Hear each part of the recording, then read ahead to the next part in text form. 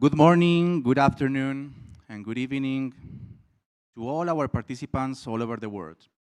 In 10 minutes, we will start the 9th Joint Regional Financing Arrangements Research Seminar on climate change and its impact on macroeconomic and financial stability. If you are attending the event online, please stay connected while we begin shortly. If you are attending in person, kindly take a seat upon arrival in the room. Our program will begin at 9 a.m. Medellín time to ensure that virtual and in-person attendees can accomplish the agenda. Thank you.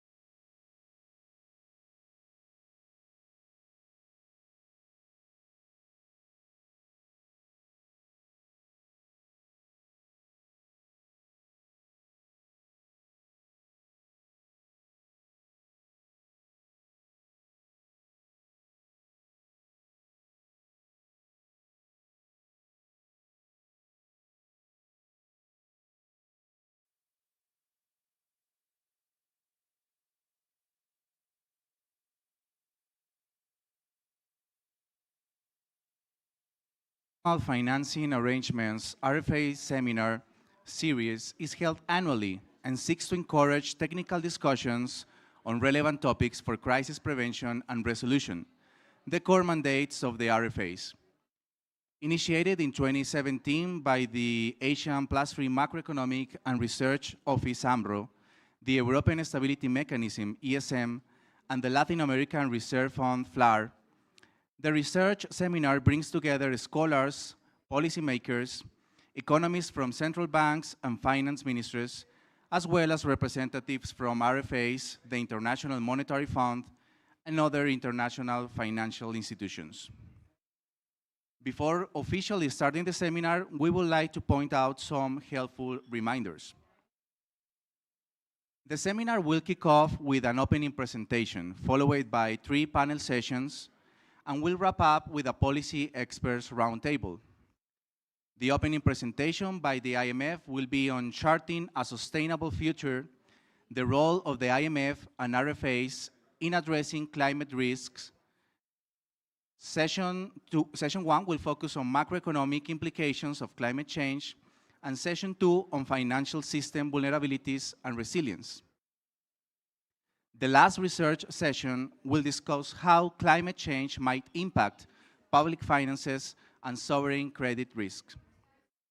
For the opening session, we will have a keynote speaker who will deliver her 30-minute presentation. For session 1, 2, and 3, each session will feature 3 speakers. Each one of them will present research papers. Subsequently, we will have a fireside chat, and the floor will be open to the Q&A session.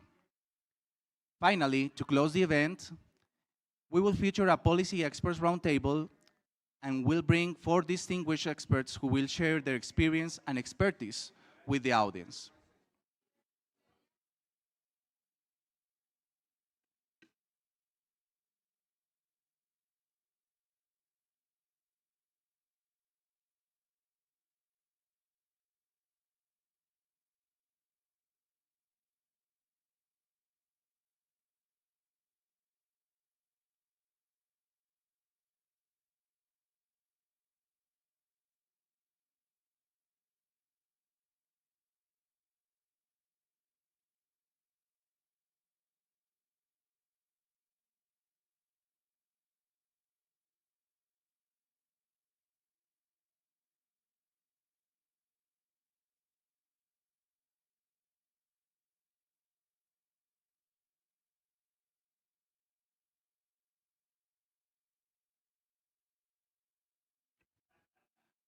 Ladies and gentlemen, good morning, good afternoon, and good evening to all our guest speakers and participants all over the world. I am Felipe Huitrago, Head of Communications at the Latin American Reserve Fund, FLAR, and I officially welcome you to the 9th Joint Regional Financing Arrangements Research Seminar. This year's 9th edition of RFA Seminar will focus on climate change and its impact on macroeconomic and financial stability. To kick off the 9th Joint RFA Seminar, I invite the Executive President of FLAR, José Darío Uribe, to bring his opening remarks and welcome our guests and participants. Executive President, the floor is yours.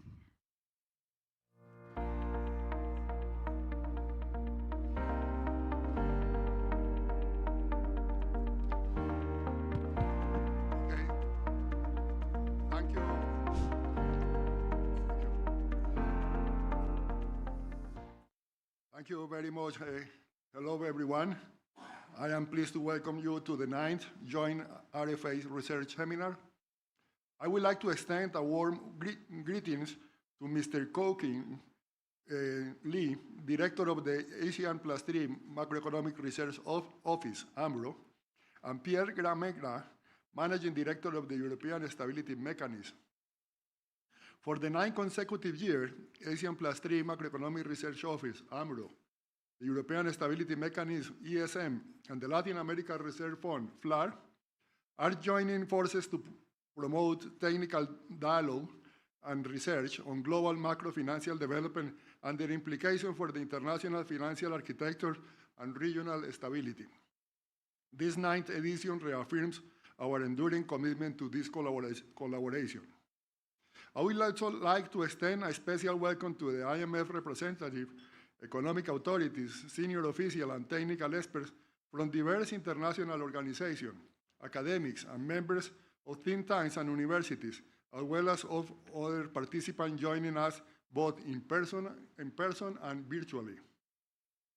This year's seminar focuses on important and timely theme, climate change and its impact on macroeconomic and financial stability. What was once seen as a long-term and environmental concern has increasingly become a macro-financial challenge.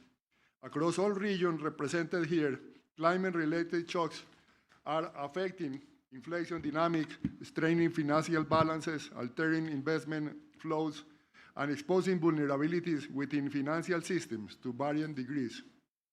For these institutions that comprise the global financial safety net, notably the IMF and the regional financial arrangements, represented here, climate change is an increasing critical risk of the very objectives we were created to uphold, preserving macroeconomic and financial stability, providing timely financial support, and reinforcing crisis prevention and response frameworks. As key pillars of the global financial safety net, the IMF and the RFAs are uniquely positioned to deepen understanding of region-specific climate vulnerabilities, foster policy coordination, and support the development of tools to build resilience. The seminar is a concrete step in that direction. Throughout today's sessions, we will examine the many dimensions of climate-related risks, ranging from the macroeconomic implication of climate change to financial system vulnerability and resilience, the impact on public finances and sovereign risk, and the evolving role of the IMF and the RFAs in addressing these challenges. We are also especially looking forward to the policy roundtable where leading policy experts will reflect on how monetary and fiscal policies can mitigate climate change economic impacts, how to strengthen institutional and regulatory frameworks to address climate risk, and how international cooperation can be enhanced. I would like to thank our distinguished speakers, session chairs, and panelists for this commitment and contribution, and a very warm welcome to all of international guests to Medellín. Medellín is Colombia's second largest city and was the center of the country's industrial development in the first half of the 20th century. In the 80s and 1990s, it faces serious challenges due to violence linked to drug cartels. However, in recent decades, Medellín has shown remarkable resilience and the ability to reinvent itself. Today, it is known as a dynamic, innovative city with international recognition for its environmental policies and urban transformation. This makes Medellín fitting and inspiring host of the 9th joint RFAs research seminars, where resilience and adaptation to global challenges are at the heart of our discussion. Thank you very much.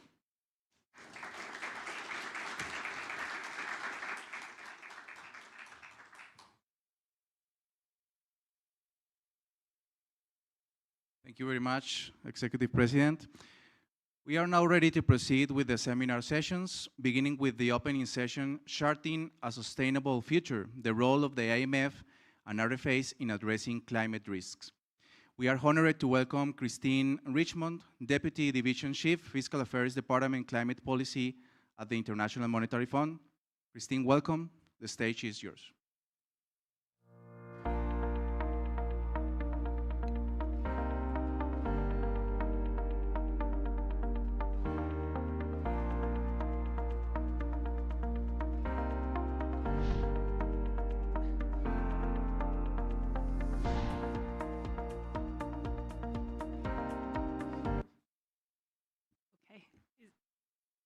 Okay, thank you very much, everyone. Okay, perfect. Okay, thank you very much for this opportunity to attend this conference and to address you this morning. My talk is going to focus on adaptation to climate change because even with strong mitigation actions, temperatures are going to continue to rise well past 2050. I'm going to be presenting more from the fiscal angle because for many countries, a key challenge is that there is a limited financial sector, there's limited development of that, or there's the strong expectation that the government is going to provide the first line of defense.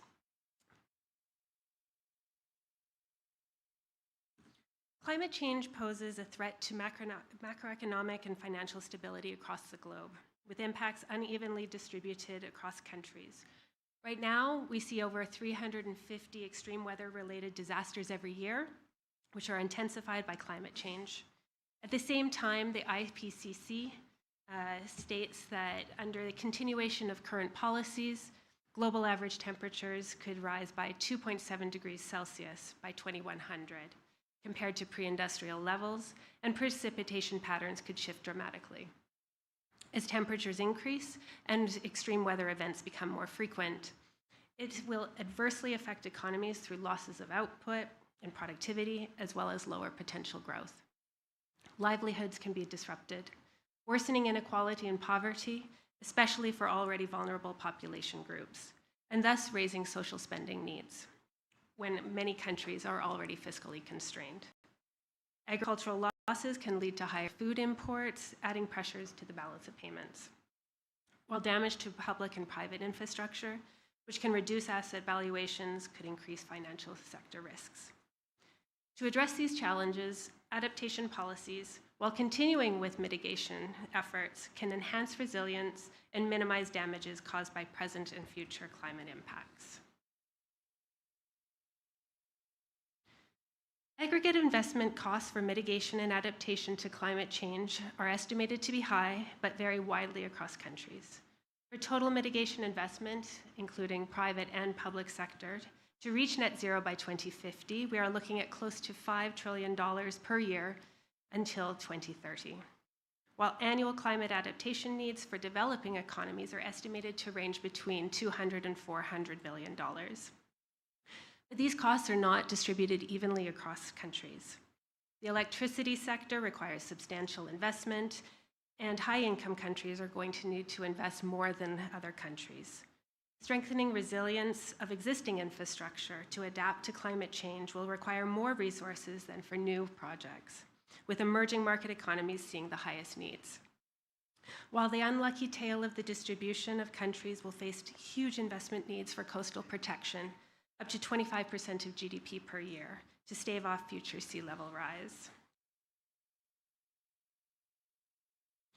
So while the IMF first started working on climate-related issues, in particular carbon pricing, in the early 2010s, today the IMF's work on climate is grounded in the 2021 climate strategy. The climate strategy endorsed by our executive board in 2021 did not have a lending component. However, with the 2022 board approval of the Resilience and Sustainability Trust, the climate strategy now covers surveillance, lending, capacity development, and cooperation and coordination with external partners. The overarching focus continues to be on integration of climate into all aspects of fund operations. And my talk is going to focus now about all of these. So the starting point for all of our work is granular climate data that we use to assess climate risks and for our analytical work. With advanced empirical and simulation models, we translate weather shocks and long-term climate change into macroeconomic impacts. This work is published in various outlets, but also used to inform reform options for lending, for capacity development and training of country authorities, broader policies, and surveillance discussions with authorities. The standard time horizon that the IMF discusses policies and provides forecasts for countries is only 5 years. When we discuss medium-term fiscal frameworks, we're looking at only 3 years. And when we're doing budgets, we're only talking about 1 year. But climate change is a very long-run phenomenon where we're looking at projections out to 2070 or 2100. This is well beyond any policymaker's standard planning horizon, and we need to start working to get a new thinking of lengthening this horizon. This is difficult. It's quite often very difficult, and it's going to take time to change this mindset.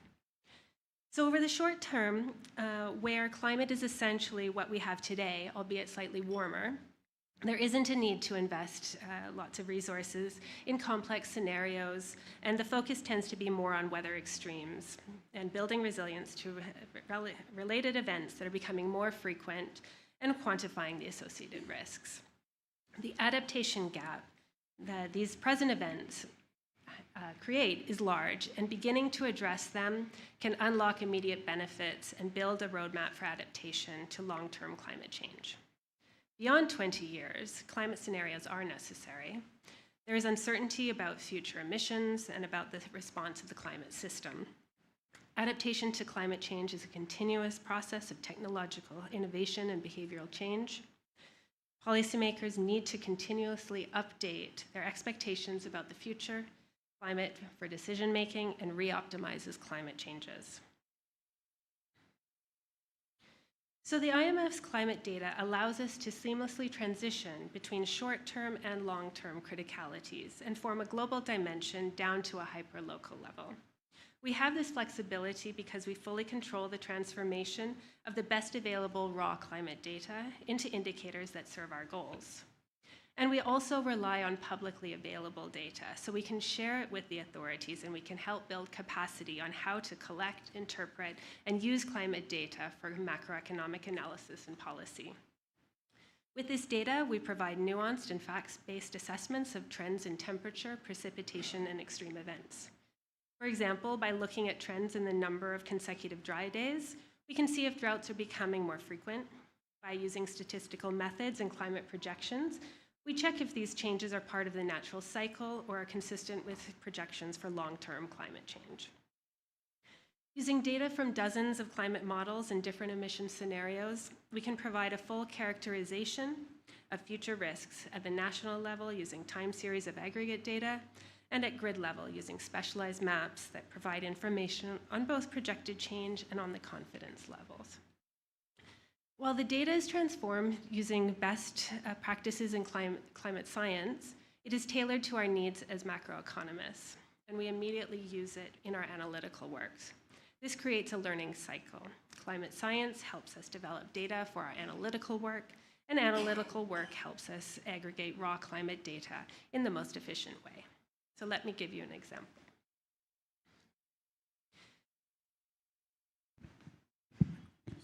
Okay.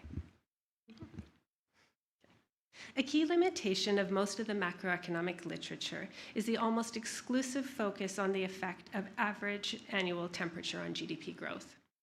This contrasts with widespread concerns about the impact of extreme weather. These knowledge gaps limit the policy insights that we can provide to member countries.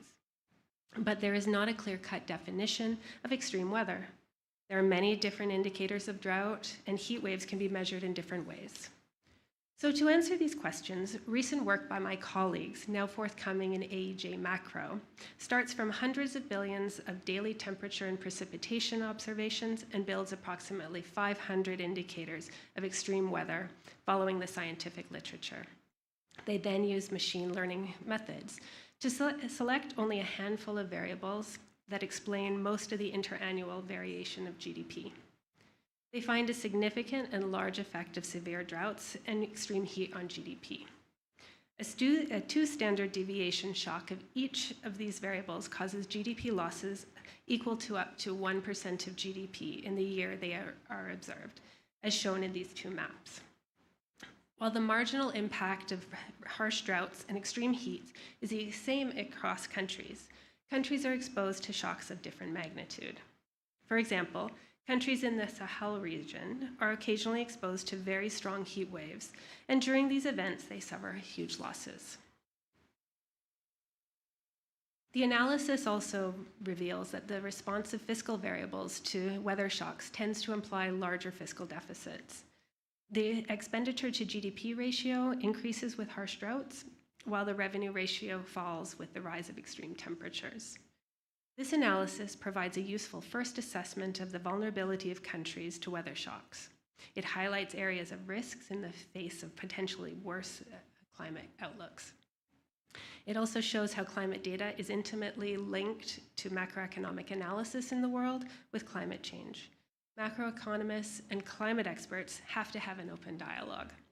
Ongoing work at the IMF aims at projecting these impacts into the future using climate scenarios.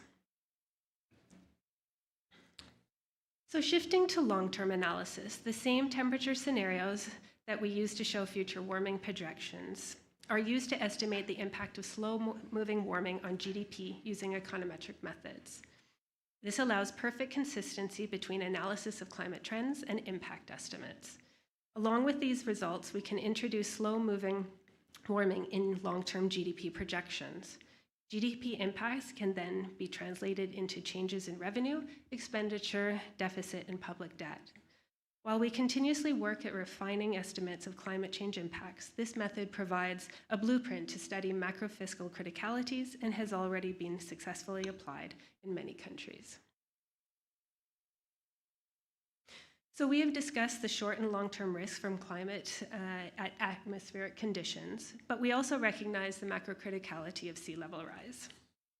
Today, the sea level has already increased by 20 centimeters and will increase by an additional 30 centimeters to 1 meter or more by 2100, depending on future emissions. Sea level has risen faster in recent years and is projected to increase in all of the emission scenarios considered by IPCC. There is relatively little uncertainty about sea level rise up to 2050 because sea level rise has a very strong inertia and differences in emissions are not very important. But by the end of the century, scenarios matter much more, and global mitigation policy starts to slow down the speed of sea level rise. However, even with drastic emissions reductions, sea level rise is projected to continue for centuries. This means that sea level rise will be macrocritical in many countries. Not immediately, but during this century, many countries will start facing important, and in some cases, existential risks. Waiting too long to consider these risks may be costly.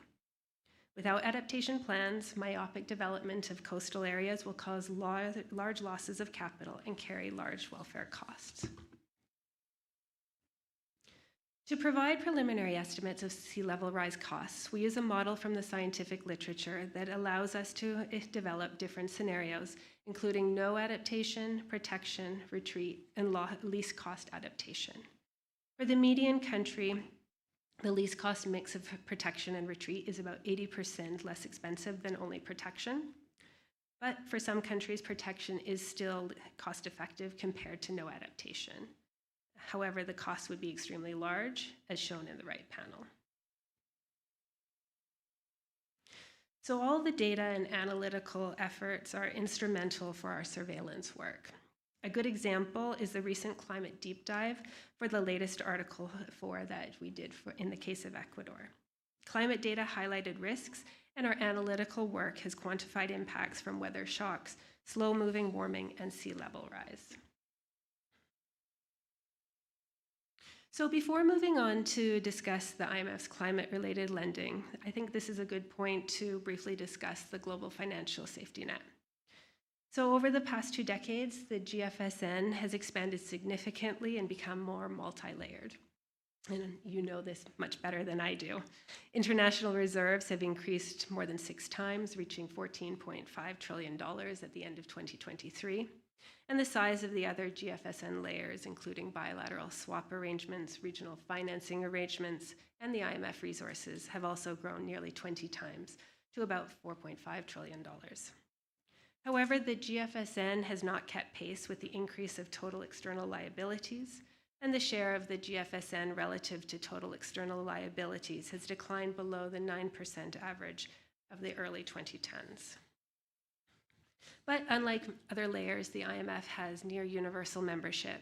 And as you know, the IMF has been instrumental in preventing and addressing country-specific, regional, and global crises. Its total lending capacity has risen significantly since the Great Financial Crisis and now stands at nearly 1 trillion SDRs, as shown in the left chart. That said, as the share of global external liabilities, the fund's lending capacity has diminished over the past decades, falling from about 1% in the early 2010s to only about 0.5% today.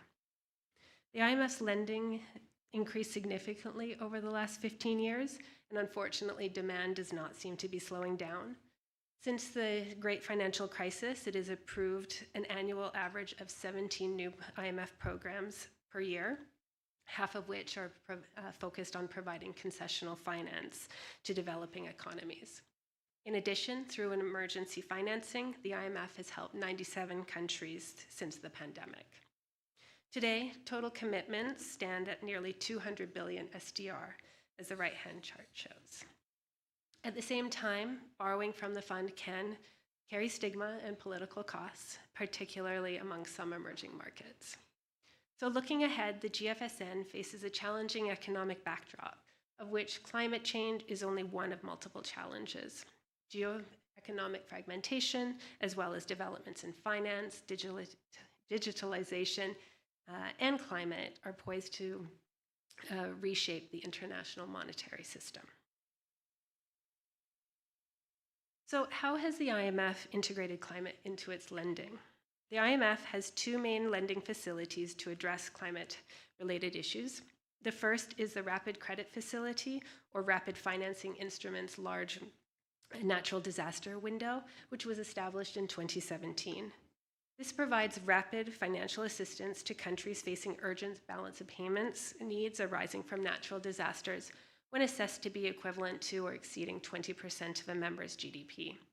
A full-fledged economic program is not necessary in this case because of the balance of payment need is being seen as transitory and limited in nature, or is just not feasible given the policy design, capacity, or other implementation constraints. Several Caribbean and Pacific Island nations have accessed this instrument after being impacted by hurricanes and cyclones, including the Bahamas, Dominica, and Vanuatu. The Resilience and Sustainability Trust, established in 2022, is the latest addition to the fund's lending toolkit, which allows the fund in a more targeted way to support members' reforms aimed at strengthening their future economic and financial stability by addressing longer-term challenges such as pandemics and climate change. But to date, only programs focusing on climate change have been approved.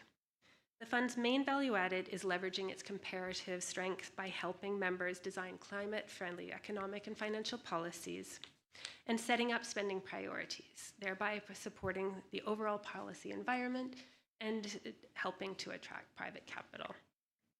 Lastly, many standard IMF lending programs also address some climate-related vulnerabilities and challenges.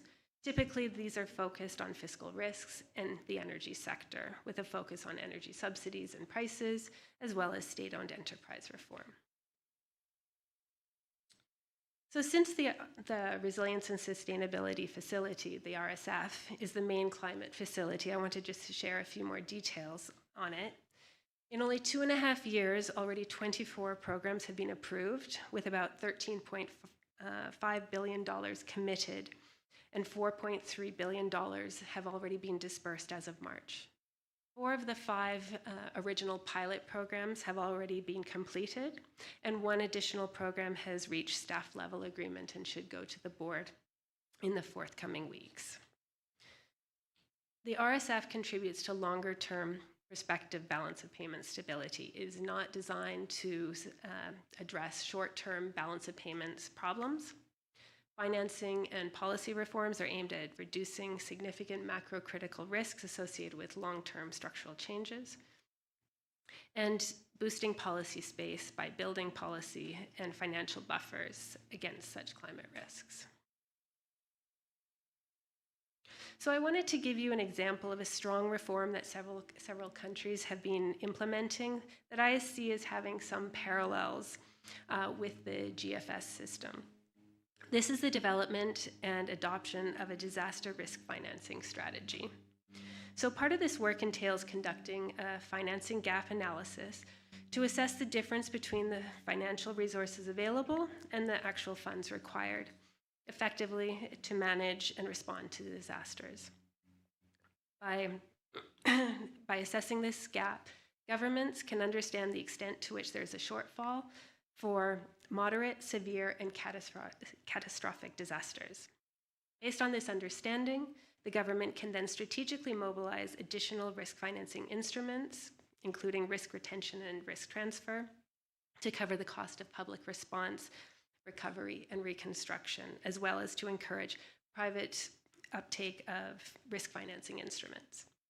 The findings also can allow for more informed decision-making into allocating resources to enhance resilience and ensure swift and effective responses when disasters strike. The IMF has helped national authorities in several RSF countries to convene roundtables in close partnership with other stakeholders, including the World Bank, regional development banks, and other public and private sector actors. The roundtables serve as a platform for discussion and collaboration aimed at identifying and exploring solutions to climate finance needs. With the IMF's understanding of the macroeconomic and policy environment of the country and ability to address information asymmetries between international and domestic actors, the IMF is in a unique position to convene stakeholders, and organize roundtables, of which 12 have already been held so far. Scaling up private climate finance often requires government action on multiple fronts, including legal, regulatory, and institutional reforms to reduce the policy uncertainty-related obstacles. The table in this slide shows some of the reforms and efforts that countries are considering to support scaling up climate finance and investments. So the IMF supports countries undertaking reforms both in the context of programs and outside. Support may come in the form of design of reforms, support with simulations and calibrations and legal drafting, as well as organizing workshops and learning events for peers to share experiences with undertaking reforms, especially those that may be difficult. It may be linked to program conditionality within a fund program, or it may be driven by the authority's own motivations. So we just published the April 2025 Fiscal Monitor, which actually has an analytical chapter entitled Public Sentiment Matters, the Essence of Successful Energy Subsidies and Pension Reforms, which includes many lessons and pieces of advice. It has a number of case studies as well in the online annex, which I encourage people to take a look at. Careful design, timing, and accompanying measures and the governance can improve stakeholder sentiment and can help advance ambitious and durable reforms. In particular, accompanying redistribution policies and strategic communication can also reduce resistance. Most of the RSF-linked reforms have not had sufficient time to show their impact on emissions or behavioral change, climate impact, or impact on adaptation efforts, but it is our intent to analyze the effect of these reforms in the forthcoming period. So I wanted to mention what we think is an interesting case, the case of Chile. They undertook a reform that was done outside of an IMF program. Chile is a leading country that's committed to climate action and a leader within Latin America. It introduced its carbon tax back in 2014. The Ministry of Finance requested the IMF's help to evaluate options to improve its green taxes as part of a general tax reform presented to Congress in the middle of 2022. We explored options to raise the tax rate, which remains low by international standards, and address key design issues. One major issue is that the tax doesn't impact the economic dispatch, meaning that the system operator doesn't factor the tax into electricity dispatch decisions. This actually undermines the tax's core objective of shifting behavior and encouraging cleaner technologies. A broad takeaway is that even when a carbon tax is in place, it can take time and careful design work to ensure it functions as intended. Now, ultimately, the proposed changes were not approved by Congress, and I think this really reinforces the point that careful design and timing are important for the success of reforms. So, against all of this ongoing work and experience with climate, how can we, the IMF, and regional financing arrangements find opportunities to cooperate and collaborate? As the IMF's managing director recently stated in her spring 2025 global policy agenda, changes in the global economy calls for a GFSN that is more cohesive, closely coordinated, and focused on countries' needs. To improve coordination between GFSN layers, the fund will work closely with RFAs and explore avenues for greater collaboration and information sharing. The IMF will also advocate for enhanced data disclosure as key for more effective responses to shocks. But specifically regarding climate, I can see 3 areas for potential collaboration and cooperation. The first is data. Here I mean producing high-quality, granular climate data which could be used for various purposes, including estimation of climate impacts and calibrating models. Second is information sharing. In my division, we say that within the climate sphere, there's more than enough work to go around, so we shouldn't be all spending the same time, money, and efforts to do exactly the same thing as everyone else. And that includes producing the same data. Producing and sharing good, comprehensive documentation is a very big and important element of this. And thirdly, incorporating climate change into macroeconomic frameworks. This is a more difficult and time-consuming exercise than people might realize. And in conversations with some institutions, questions arise on the best approach to take. This points to opportunities to come together and share what works, how it's being done, and share lessons learned. Okay, so let me just wrap up. So with temperatures continuing to rise, adapting to climate change and building resilience to extreme weather will become more critical. However, costs in terms of fiscal, GDP, and investment could be large and will be distributed unevenly across countries. At the same time, climate change is a long-term phenomenon well beyond the usual planning horizon of policymakers, and this is then going to require policymakers to lengthen their planning horizons. While the IMF has integrated climate into all aspects of its operations, including surveillance, capacity development, lending, and cooperation, there is still so much work that can be done in this area, which creates substantial opportunities for cooperation and collaboration going forward. We just need to be willing to take them. So, thank you very much for this opportunity, and I look very much forward to hearing and learning from all the other speakers today. Thank you.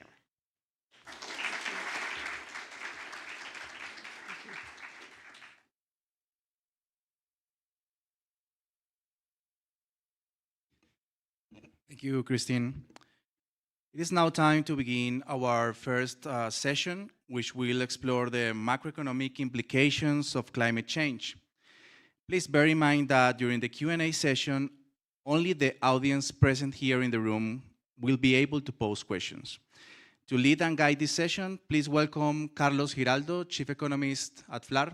Carlos, the floor is yours.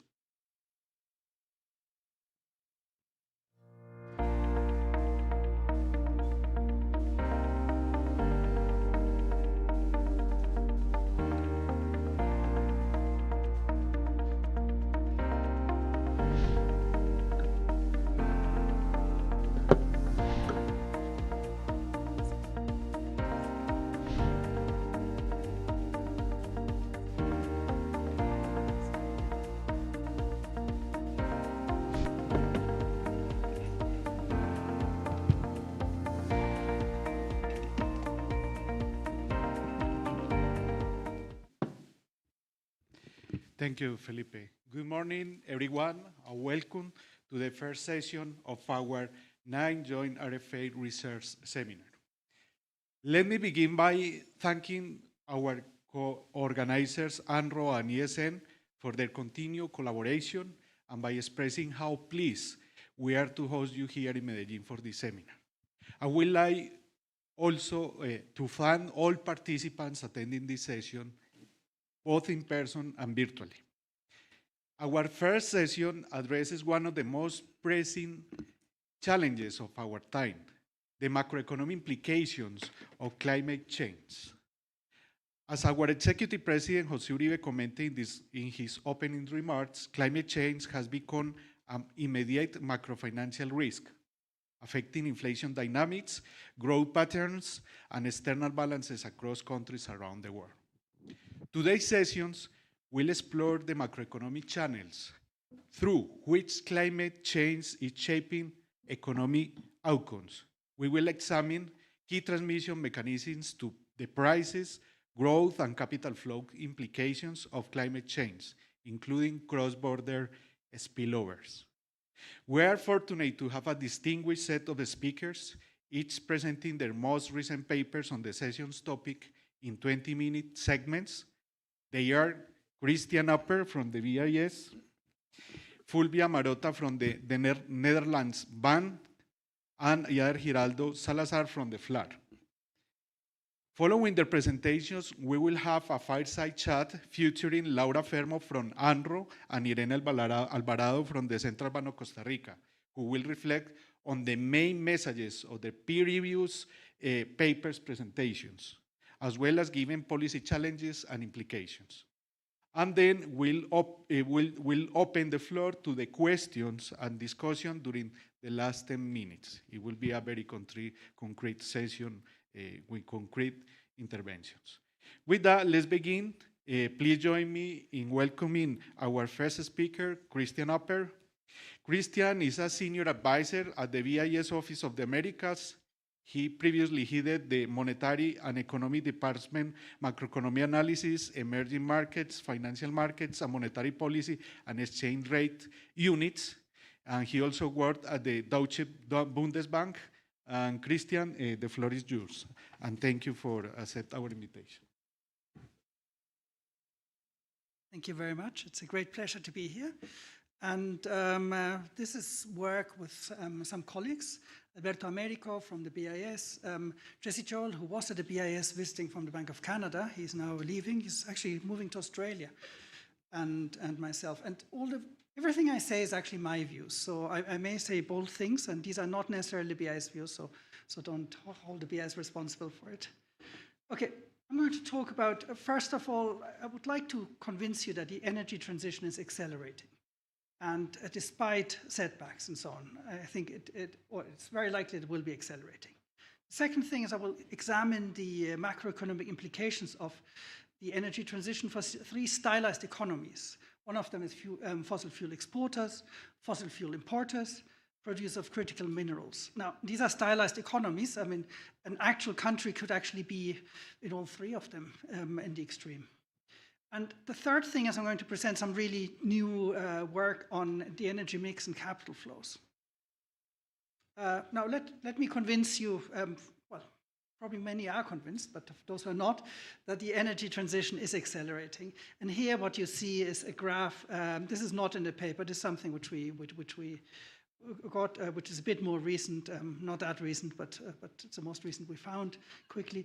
This is the clean energy prices, solar panels, wind turbines, battery cells, and electrical vehicle batteries. And what we see is actually these prices are declining massively.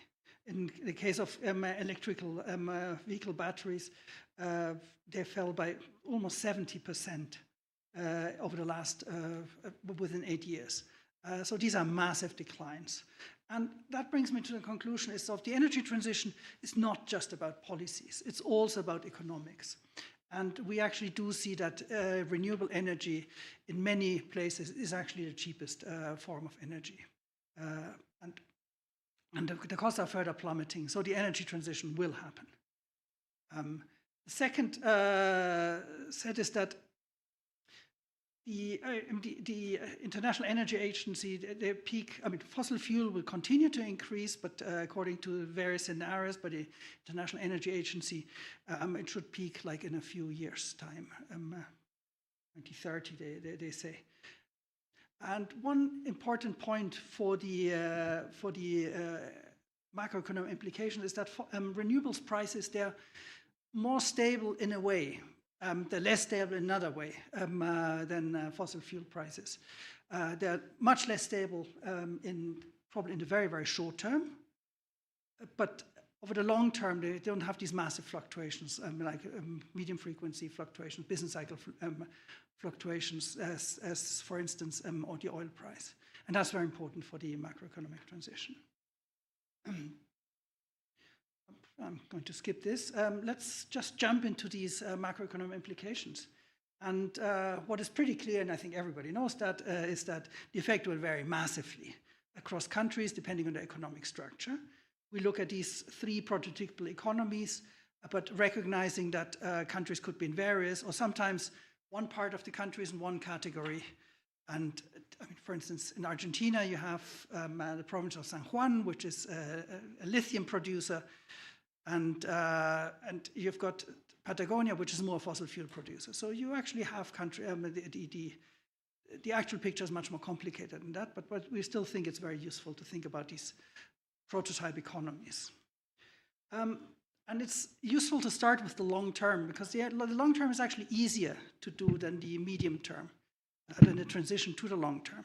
And with fossil fuel exporters, I think it's most likely that fossil fuel prices should be lower, but it will probably not be zero in the very long term. And that will mean that only the lowest cost producers will survive and continue to be able to produce fossil fuels. It also means that, given that almost all fossil fuel producers, they rely heavily on revenues, on tax revenues or resource revenues for their fiscal financing, also for the external stability, they will face massive pressures on fiscal and external accounts unless they really shift them around completely. And there's also a silver lining, is that one of the issues one of the difficulties which fossil fuel exporters have faced for a long time is Dutch disease. Basically, you export commodities, this leads to an inflow of revenues, which pushes up your exchange rate, and then other export industries no longer become competitive. That's also, I think, the curse of commodity producers. And that should go into reverse. So that should actually facilitate the developing of alternative export revenues or economic activities. In the short term, I think it's very likely that fuel prices will be very volatile. So what we basically have a decline in the demand for fossil fuels. We have a decline in the supply of fossil fuels, but they're not going to decline at exactly the same rate. So depending on which one declines faster in the short term, prices could actually go up or could go down. And that has very different implications for the countries. The low prices, there would obviously be, you could have possible fiscal and external crisis. And in the paper, we have a case study of the decline of oil prices in 2014. For various commodity producers, and they basically faced a massive terms of trade shock and exchange rate depreciation and fiscal issues. High prices would, in a way, in the short term, be more welcome. So this would allow you to build buffers to deal with the eventual transition. So that's great. But at the same time, it would actually reduce incentives to develop new growth sectors. And that's not great. So yeah, that's sort of a very turbulent short-term adjustment, or short and medium term, to a long-term which requires massive adjustment. Fossil fuel importers, which is most countries in the world, they face long-term gains, but short-term challenges. So it's basically the mirror image of what's happening to fossil fuel exporters. You will have a positive supply shocks from lower costs, less volatile domestic sources of energy, less volatile prices, sorry, the sources are not volatile. And this will improve external and potentially fiscal balances. And for countries like India, this is something really, really important because they actually spend a lot on fossil fuel imports. But there's also short-term challenges. I mean, you do need massive capital needs in order to set up your infrastructure for renewables. And this requires generation capacity, but it also requires a different electricity grid. It may require all sorts of other adjustments. And the energy prices could actually be quite high or volatile until you actually have incurred this expenditure, and these things really are on stream. The mineral producers, these are sort of the ones where some people say they sort of hit the gold mine. Well, you would say they hit the copper mine, and they will should benefit from the energy transition. So prices for metals used in transition should actually go up in the long term. Certainly, there should be a massive increase in demand, and this should have positive macroeconomic effects, a bit like the oil price boom had for the oil price for the oil-producing countries. But again, you need massive investment in order to scale up production. There could be Dutch disease. That's what basically the fossil fuel exporters, and in the case of the Netherlands, which coined that, it was actually natural gas, which crowded out other industries. So you could have this difficulty that you would become only a mineral producer and no longer a mineral plus other things producer. And I think something which is really, really important is that countries around the globe, they don't have a great track record in spending commodity revenues. So I grew up in Mexico and remember when I sort of was 16, 17, and started becoming interested in economics and politics. Mexico hit oil, and the Mexican price was very high, and the fiscal problem was perceived to be, I have to say that in Spanish, el problema es gastar la riqueza, is to spend the riches. Now they spent really, I mean, they did spend them. Unfortunately, the riches evaporated relatively quickly.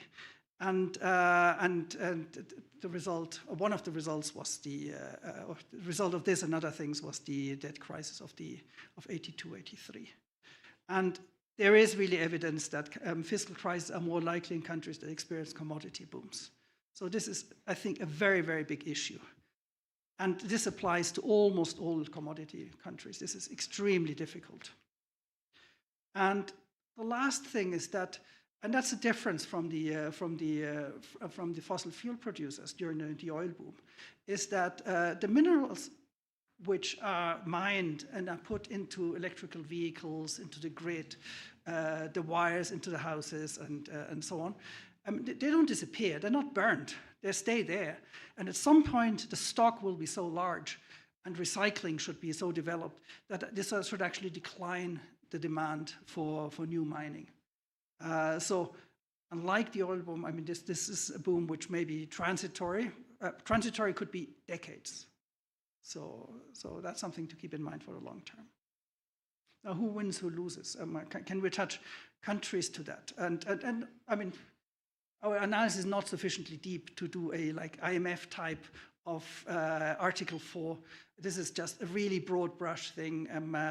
Done 3 guys sitting at a desk in Mexico and in Basel and thinking who could win, who could lose. So really don't hold me too responsible for that. This is more illustrative than anything else. So fossil fuel exporters, there's a select group of countries which depend very much on fossil fuels. And on the left-hand panel, you see it is a bit dated, but I don't think it has changed very much. Kuwait, Saudi Arabia, DZ, I think DZ is Algeria, which doesn't make any sense, but I forgot which country that is. So they rely very heavily on fossil fuels, and they will be hit. But on the other hand, these are the countries which tend to have the lowest production costs. So that may sort of help them a bit, and they may be the last ones to shut down. Fossil fuel importers, basically everybody, almost everybody, except those who are fossil fuel exporters, is a fossil fuel importers, and even some fossil fuel exporters are also fossil fuel importers. So these benefits will be spread out, and which basically means they will be smaller in scale in each individual country, even though at the global scale, I mean, we didn't have a proper estimate. I don't know whether we should, how large these, whether these sum up to zero or whether there's some positive or negative gain. Now, something which is worth pointing out is that there doesn't seem to be any country which is actually close to its renewable potential. So if you have, on the left-hand panel, these dots, they are basically the solar and wind potential. I forgot from where the data is. And in most countries which we have on this list, they basically say you can sort of generate sort of around 80% of your electricity from renewables, and there's no country which is there. So there's massive space to do that, and also to reduce the fossil. So I think this is something which is spread out. The countries which benefit most is probably many Asian countries which are particularly reliant on fossil fuel imports. And have very fossil fuel intensive sectors, and particularly because they're manufacturing, but maybe they're also not that energy efficient, their sectors. A very small group of countries will benefit from the minerals boom. I mean, these minerals are highly concentrated. China holds a dominant position refining, so it's a question how this windfall will be shared. And geopolitical considerations will be very important. So this data is a bit dated, but I don't think it has changed very much. Now, one estimate that we do have is actually the windfall for metal producers will be much smaller than the loss of the fossil fuel exporters. So this will not be a rerun of the 1970s oil boom with petrodollar recycles or lithium dollar recycling and so on. This will be something smaller. Now let's jump. I've got 6 minutes to the next paper. I'm not going to present the entire paper. That's something very new with José Aurazo, Rafa Guerra, Pablo Tomasini, Alexandre Tombini, all from the BS Mexico office. And what we do, we actually try to see whether environmental considerations affect capital flows. And the reasoning is that environmental considerations, they change the risk-return profile of assets, of many assets, not of all assets, but of many assets. And irrespective of in which country they are, and this should affect capital allocation, be it within a country and across countries.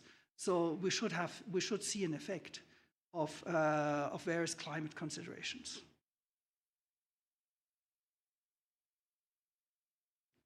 And let me just focus on one result of many in the paper, and that's focusing on the greenness of the energy mix and capital flows.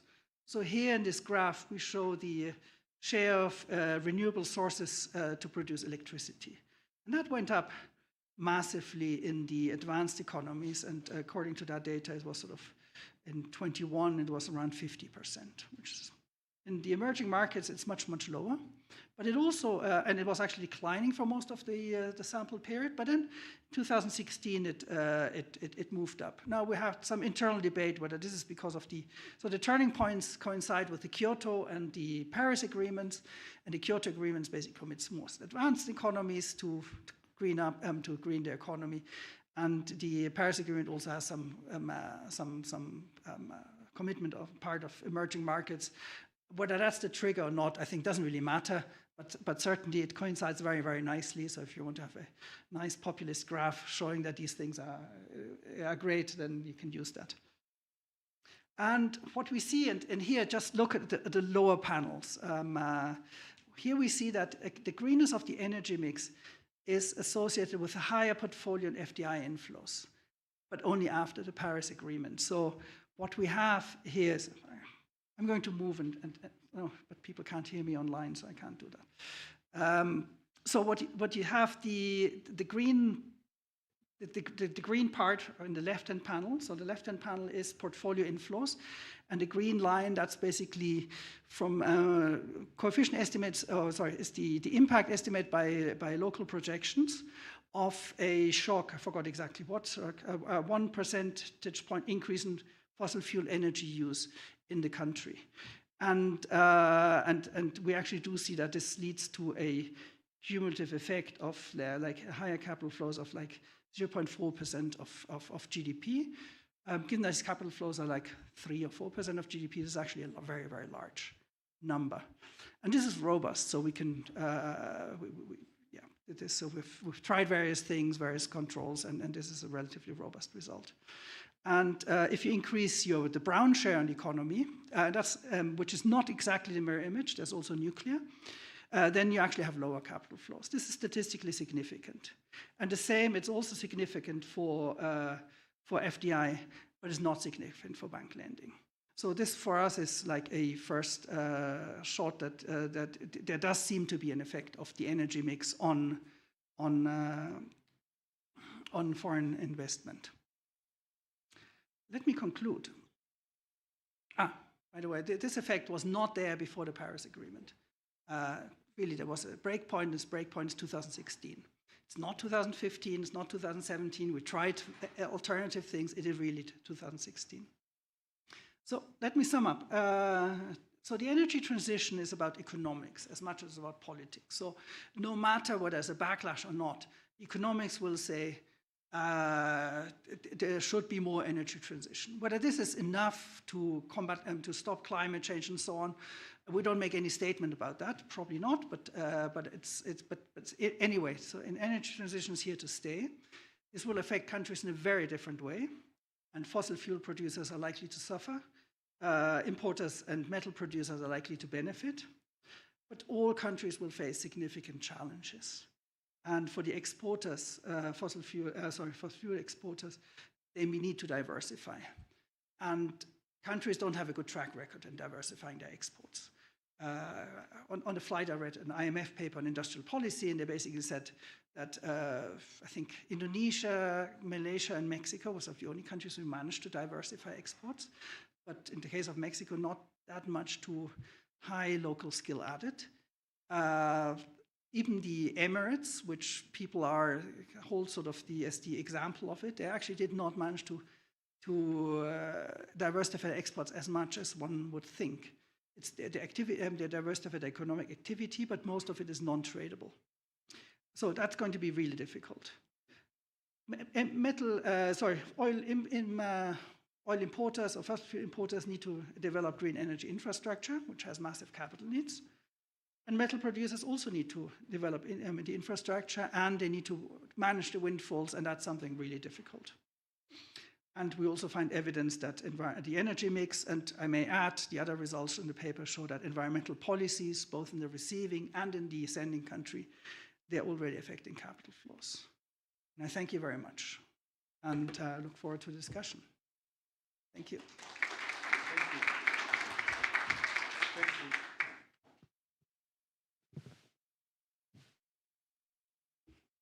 Thank you, Christian, for being punctually and for your session and the opening presentation with a global perspective on the differential effects of the energy transition, depending on whether the countries are fossil fuel exporters, metal producers, and energy importers. You also examine how environmental factors influence capital flows to emerging markets. In general, your work, I see, also highlights the importance of structural reforms and resilient policy frameworks in navigating an uncertain transition path. Now, let's turn to the presentation of Fulvia Marotta. Fulvia is a research economist at the Netherlands Bank and a research fellow at the University of Oxford. Her work focuses on climate econometrics and applied macroeconomics using time series methods to study the economic impacts of climate change and resilience to compound shocks. Fulvia, thanks for accepting our invitation, and the floor is yours.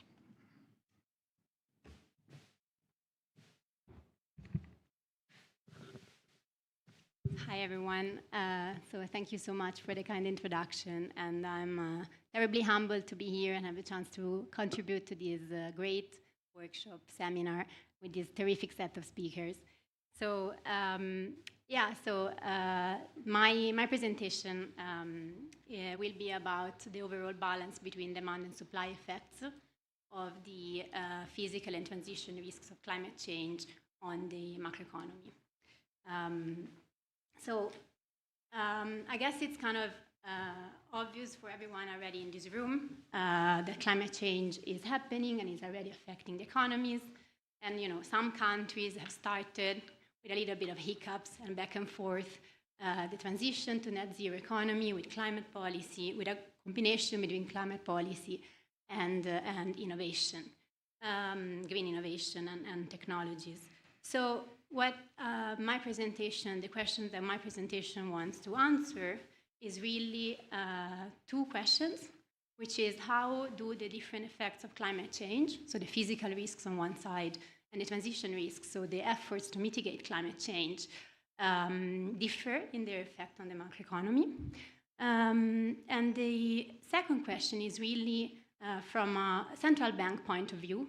I started this work when I was at the European Central Bank, and now at the Dutch Central Bank it's still relevant, is really whether these effects, we all know they're going to have a long-term effects, but also are they really materializing in an horizon that is relevant for monetary policy, so the business cycle. So we really look at the 2 to 10 years effects of these type of shocks. And then, of course, if we want to improve our modeling frameworks, analytical tools, we really need to know whether, to model these interactions, we really need empirically validated assumptions so that we can put those interactions and those relationships in our models and forecasting modeling. So for that and for answering policy questions, then we also really want to validate the expectations that we have about demand and supply channels of this type of shocks. So in this presentation, I'm going to focus on the medium run, the business cycle relevant dynamics, and I'm going to look at the effects of levels, macroeconomic variables, and also their volatilities. So it's a combination of two papers. One is an more or less like established, old and published paper with my colleague at the European Central Bank, Matteo Ciccarelli, where we look at 24 OECD countries. So I want to stress that because we were at the ECB, so we were interested in the euro area and other OECD countries, and we look at the effects of transition and physical risks. While in the second paper, I am more interested in the direct climate change effects, and we have a larger panel of countries, and we look really at temperature shocks and their effect on the levels of prices and output, but also at the volatilities. So let me start with a framework that I think everyone in this room has seen it probably in every slide on climate change, but I really want to highlight there are two sides of the story. There is climate change and all the direct, the indirect effects, the chronic effects, and they all come to the macroeconomy through different channels, and the mitigation adaptation efforts. And then there are supply and demand channels, and all of these things come together in affecting prices and wages, output, and employment. So what the main of this paper is really trying to test some of these channels and see whether we can learn something about the movement of prices and output. I guess we all kind of are aware what transition risks are. There are really good arguments that they can propagate through the economy through supply side effects. Of course, carbon pricing can increase energy costs. This will create a sort of like temporary cost push effect on prices. There is green capital reallocation that will affect also in the short term potentially productivity and technological disruption or adaptation to new technologies. On the other side, we have the demand side effect. Those really happen through uncertainty in the climate policy frameworks, and that drive basically investments and business and consumer confidence down. Overall, these transition risks, what we find also in our paper is that are dominated by supply type of effects. But what I really want to stress is that the transition, as Christian was mentioning earlier, will happen. And we also find that these short-term supply effects are temporary, and with the right balance of policy mix and revenue recycling, and especially the increase in renewable energy diffusion and this plummeting of prices will make it less disruptive to the macroeconomy and potentially could create positive demand effects. So this is some results to a shock to environmental policy. So here again, I want to stress that we look at 24 OECD countries, and we try and test some of the channels through which this environmental policy that is measured as a combination of market-based, non-market-based, and technology support policy goes through all the way to prices and output. So the first result, which I think is interesting and is kind of expected, is that energy prices come up a bit. We find that there's a positive effect on energy prices. But it's interesting because we don't find a really high response on core prices at all. So it looks like there is a short-term effect on the most volatile parts of prices, energy. But also if you look at the other channels, we find that industrial production, which is our measure of output, does not respond negatively. And the business confidence indicators, for example, are also positive. So we find that this is, of course, creating a cost push effect, but it doesn't look like it's a big risk to the overall macroeconomic framework. Then here I have a similar shock, but to green innovation. Here we have patents in mitigation technologies for all our countries, for several types of technologies. And again, here this is a shock that is identified so that climate policy does not respond to this innovation shock. So we really have basically a shock to innovation that is not really supported by climate policy or technology support policies, neither from the demand or the supply side. And again, we find that there is a bit of inflationary pressure on prices. The magnitudes are a bit higher than the climate policy one. And there is negative effects on employment and investment. So kind of to summarize on this transition risk side, what's really important is that there is no disruptive effect on environmental policies. So this is a paper from 2021, and at the time, there was a lot of talk of how disruptive carbon taxes could be, or environmental policy could be for the economy. Now, this is a result that maybe we trust a bit more now, but it's really important to stress that. And we also find that policy instruments decrease emissions and also spur more and more innovation. And okay, I don't have the time to go into the details, but again, as I said before, in some counterfactual exercises, we really test what happens when innovation is not supported by climate policy and technology support policies, and we find that that is the reason why we have these market failures and higher prices. So let me now jump on the other side, the physical risks. In this paper here, the first paper that I want to present, we are looking at countries that are the least exposed to climate change. We have the lowest risk areas in Europe.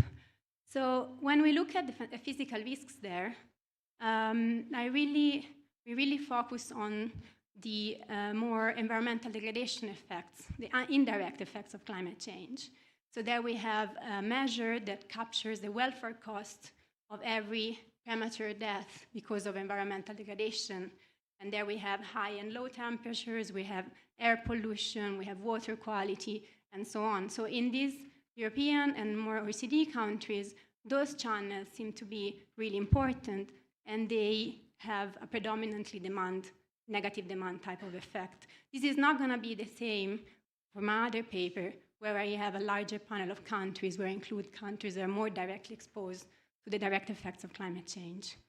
So here's the result of that exercise. So this is a shock to these welfare costs of premature deaths due to environmental degradation.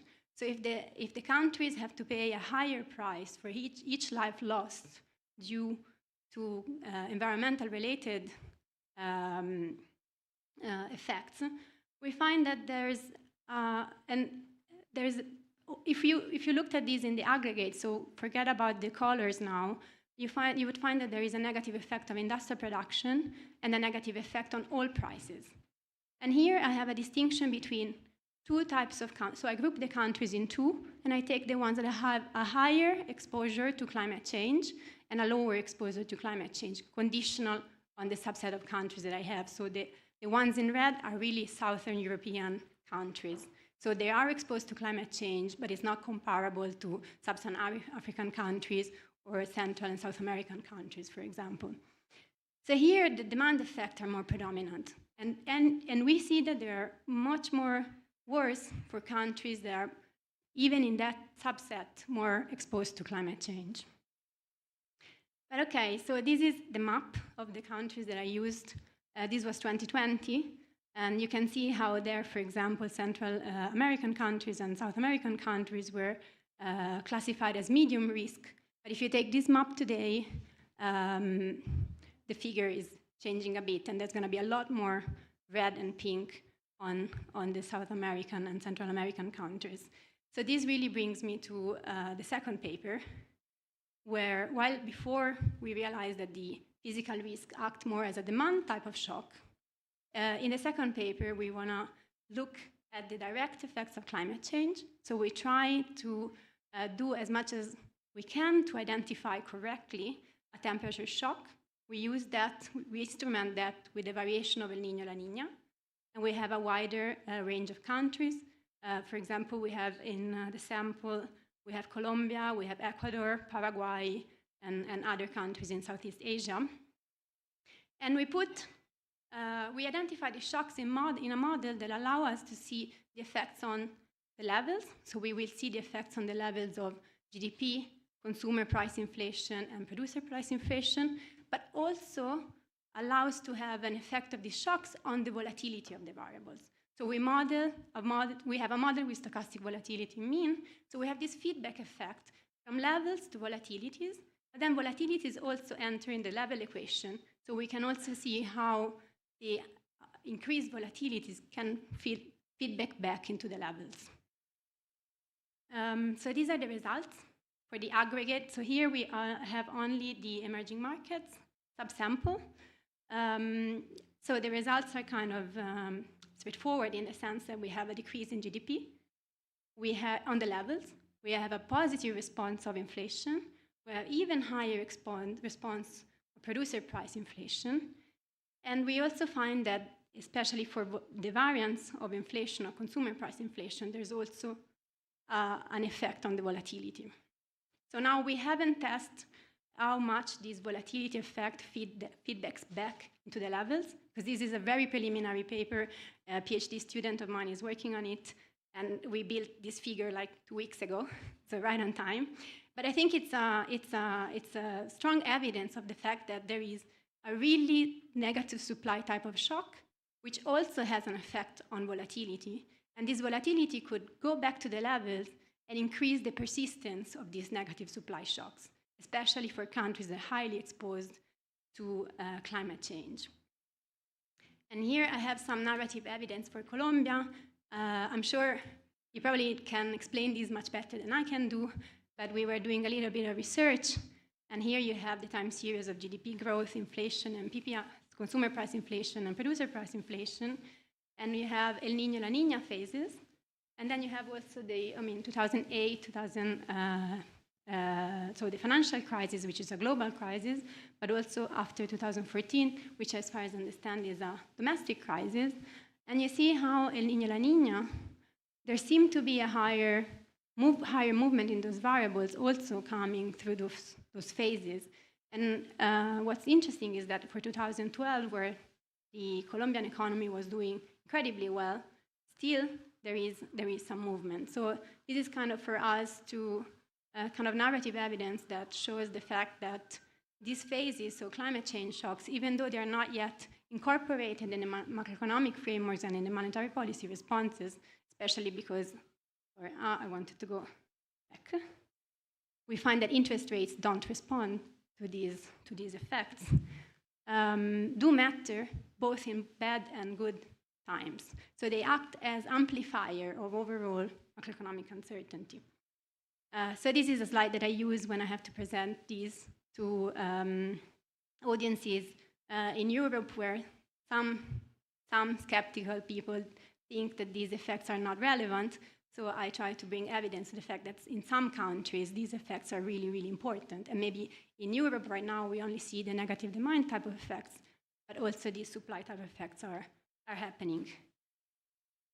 So this is the response for developed countries. So these I have European, so more advanced economies. And as I showed you before, here as well, the dominant side effect is predominant. The bands are really large, and these preliminary results, but overall, it doesn't look like there is a strong negative supply type of effect. But we still have a volatility effect.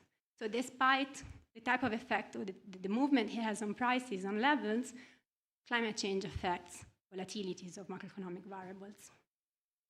So let me just conclude with like a few messages. What we find from this overall research is that physical risks affect the macroeconomy with two different channels. The indirect effects, welfare loss and environmental degradation, act like negative demand shocks. The direct effects act like negative supply shocks, especially for emerging markets and highly exposed countries to climate change. Then we have that there is a huge counter heterogeneity, of course, and countries that are at high risk have much more severe effects on the prices levels and on the higher volatility. The transition instead mainly operates to the supply channels. The policy stringency and innovation raises energy costs, shifts production structures, but with the right incentives, this can also support innovation and growth. And this is last part is that we find that there is evidence that these shocks matter now, matter today. The size is not yet comparable with standard macroeconomic demand and supply shocks. It's smaller, of course, but the forecast decomposition, the variance decompositions really show that these shocks matter, and they matter even more in the more to medium to long-term horizons. So they will matter more and more. So yeah, I guess policy timing, design, are really important for macroeconomic volatility. Thanks a lot.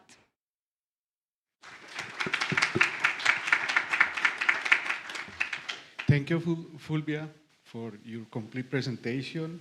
You show us how transition risks resemble supply shocks, but also important, you show us how demand-side effects of physical risks are often overlooked, especially in vulnerable economies, as those you show us during the presentation. And your findings also show that depending on the country, indirect effects of climate change can impact macroeconomic indicators in ways that resemble negative demand shocks. This is a very overlooked side of an important contribution to the discussion in this session. Thank you. Now, let's turn to Yader Giraldo. Yader Giraldo is the principal economic researcher at the FLAR, where he focuses on macroeconomy and financial research. His research interests include international macroeconomics and finance, international trade, and applied econometrics. Yader, thanks for being here. The floor is yours. Thank you, Carlos, for this kind introduction. So, okay. Good morning, everyone, and thanks for joining us at this first session of the 9th Joint RFA seminar. Today, I present our research, Climate Growth Risks in the Global South, joined with Carlos here, Jose Gomez from City University of New York, and Jorge Uribe from Barcelona University. Usual disclaimer applies. Opinions here are our own and do not reflect the views of FLAR or its board of directors. So, a general view of our paper. So, our research addresses a critical issue, particularly how uncertainty related to climate change, specifically temperature fluctuations, impact the economic growth prospects in Latin America and the Caribbean countries. So we differ from previous research because we move beyond just looking at the average effect of temperature shocks to explore the risks associated with the variability and asymmetry of temperature changes.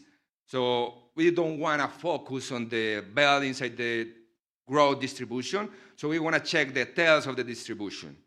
So here's a short roadmap for our discussion today. I will start with an introduction and motivation. Then I briefly show you the methodology and data description, and next I will focus on the result. So finally, if I have time, just draw some conclusion. So let me start. So climate change is arguably the most complex global uncertainty we face today. So we can say that with much economic research focuses on the impact of the average temperature changes, the real story is often in the unpredictability and the, and the variability of the shocks. So natural disaster linked to climate change are generally rare but catastrophic. So it suggests that they are not symmetrically distributed. Sometimes negative shocks are more stronger or more larger than positive ones, or maybe we can say that they have long tails. Yes, but recent macroeconomic research increasingly recognizes the importance of a skewness in economic shock for explaining the business cycle. So it suggests that the economic shocks are not symmetrically distributed. Maybe negative shocks are larger and frequent than positive ones. And this asymmetry matters for economic outcomes and also for economic growth. So the graphs in the slide illustrate this point clearly. So the left graph, or the left-hand graph, shows the usual distribution we have in mind. Yes, a normal distribution with short tails and very symmetric. However, the distribution of GDP growth is not what we usually think. It looks more, it evolves over time, and it looks more similar to the right-hand graph in the slide. So it means that during crisis, we will have a lot of negative scenarios with a small probability of occurrence, but with high negative impact. Yes, so you need to think, when you think on weather shocks, you need to think them as financial crashes, rare but devastating. Yes. So to analyze these risks, we're gonna use the growth and risk framework, and I'm gonna show you a little bit motivation from this framework of the growth and risk. So instead of focusing on only on the average expected growth, the growth and risk framework uses the entire distribution of future growth. So it is specifically asks what is the likelihood of experiencing very low or even negative growth. So in terms of the standard model versus growth and risk model, with the standard model, and in this context, you will ask, how does temperature impact the future average growth? But in a growth and risk framework, you will ask, how does it impact the worst case scenario? And it is particularly relevant for policymakers concerned about the downside risks. So I borrow a graph for Adrian and co-authors about the US GDP growth rate distribution to motivate more or to show some points about the growth and risk in a clearer way. So from the left-hand graph, you can see some interesting points. First, the growth rate distribution evolves over time. It is very different for different periods of time, yes? But you can see that the median and the left tail of the distribution exhibit strong variation. It doesn't happen on the right tail, yes? The right tail is more stable during time. So it is interesting that the most determinant of the variation of the growth rate distribution across the time is the left tail of the distribution, yes? The right-hand graph shows the asymmetry between upper and lower quantiles, but just in 2 dimensions. And you can see that lower quantiles exhibit a strong variation compared to the upper quantile, which are more stable. So this difference between the left and right tail, or this difference between upper and lower quantiles, demand a different estimation process, yes, which allow us to focus on point of interest inside the distribution of growth rate. So in the case of the growth and risk scenarios, we want to focus on the left tail of the distribution, or in other way, in the growth and risk scenarios. So let me move to the other variables in our equation, which are the climate uncertainty shocks. So how do we measure climate uncertainty shocks? So we go beyond just average temperature shocks, and because climate change increases the variability and the unpredictability of weather shocks. So using daily temperature data, we quantify this uncertainty by looking at the higher moments of the statistical distribution of temperature shocks. Particularly, we're going to focus in the second moment of the distribution, volatility, the third moment, skewness, and the fourth moment, and kurtosis. So with this framework in mind, our objective is to see how these different factors of daily temperature data affect the entire distribution of annual economic growth, particularly the left tail of the distribution in Latin American and Caribbean countries. Or in a more graphical way, our model combined data for 34 Latin American countries from 1970 to 2022, particularly for annual GDP growth rate and daily temperature data with a growth and risk framework, and 3 climate uncertainty shocks, particularly the 3 higher moments of the distribution of temperature shocks, or the temperature changes. So with this framework in mind, let me be slightly more technical on how do we quantify these uncertainty measures. So we use the concept of realized moments just to have low frequency characteristics based on high frequency data, or in this context, we're going to use the daily temperature data to estimate annual characteristics of the temperature, particularly the annual realized volatility, the annual realized skewness, and the annual realized kurtosis. Sorry. For example, to estimate the realized volatility, we will is just the sum of the square daily temperature changes over a year, and it's similar for the realized skewness and realized kurtosis. It's just the sum of the cube or the sum of the 4 power of this this change in temperature. So this gives us annual time series for the higher moments of the temperature distribution. We want to have annual series for realized skewness, realized volatility, and realized kurtosis, which may match with the annual growth rate of the distribution. So, and how we estimate the impact of climate uncertainty shocks on the growth rate, particularly on some points on the growth rate. So thinning a standard regression. So a standard regression only focuses on how temperature changes impact the average growth, yes, just the average growth. Just focus on in the bell of the growth distribution. Yes, if we're using panel quantile regression with fixed effect that allow us to focus at different points on the distribution. Particularly, for example, if we want to focus in the low growth rate scenarios, like for example, we can check the 10 percentile just to focus in the low growth scenarios, or we can check, for example, the 19th percentile just to focus in the high growth scenarios. So the model looks like this first equation in the slide, but it is very standard equation. But the most interest parameter there is tau. We represent the quantile in which we are focused. Yes, but you can show this model as the usual panel data, as is the second equation. But just that we are modeling the error 10, just to have in mind the different quantiles in the growth rate distribution.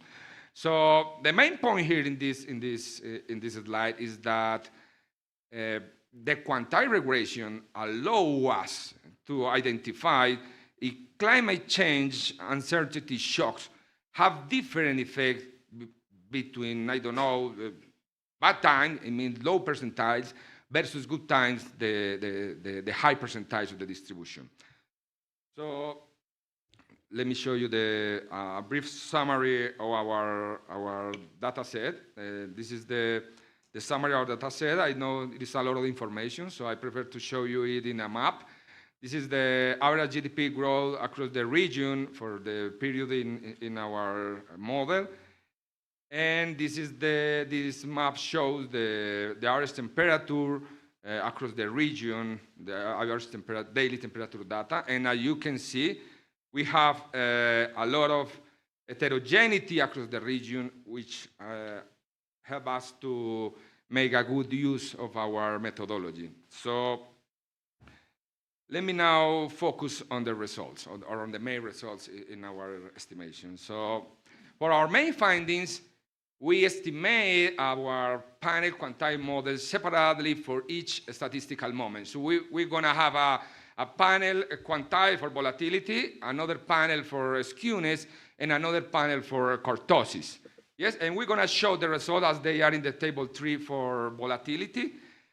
But we make estimation for 5 different quantiles, but given that we are in a growth out risk framework, we're going to focus in these 2 fair quantiles, tau 0.1, the 10 percentile, and tau 0.25, the 25th percentile, which represent the growth out risk scenarios in our sample, yes, the left tail of the distribution. So for the main result, let me start with maybe a little bit surprising result, but the first result is that volatility is not significant the lower quantile of the growth rate distribution, but it's a little bit surprising, but let me return to this point in a few slides. But now let's focus in the main result, which relates to skewness. We find that increases in realized skewness have negative significant effect on GDP growth, particularly at the lower quantiles of the distribution. As you can see in the table, it is marked that just the skewness only have effect on the first and second quantile in the table. So it is a very interesting result. But what that is mean intuitively, it suggests that when daily temperature shocks become more skewed, it particularly hurts the economy when the economy is already performing poorly. Or in other ways, if you have more frequent or larger our spikes in temperature shocks, it particularly hurts the economy if the economy is in the left tail of the distribution. Yes? So it highlights, however, as you can see, this effect diminishes and become not significant at the higher quantiles of the distribution. So it is a particular effect for the growth at risk scenarios. Yes? So this highlights the importance of considering asymmetric temperature shocks, particularly for explaining the downside growth risk in Latin America and Caribbean. But what about another moment? The kurtosis.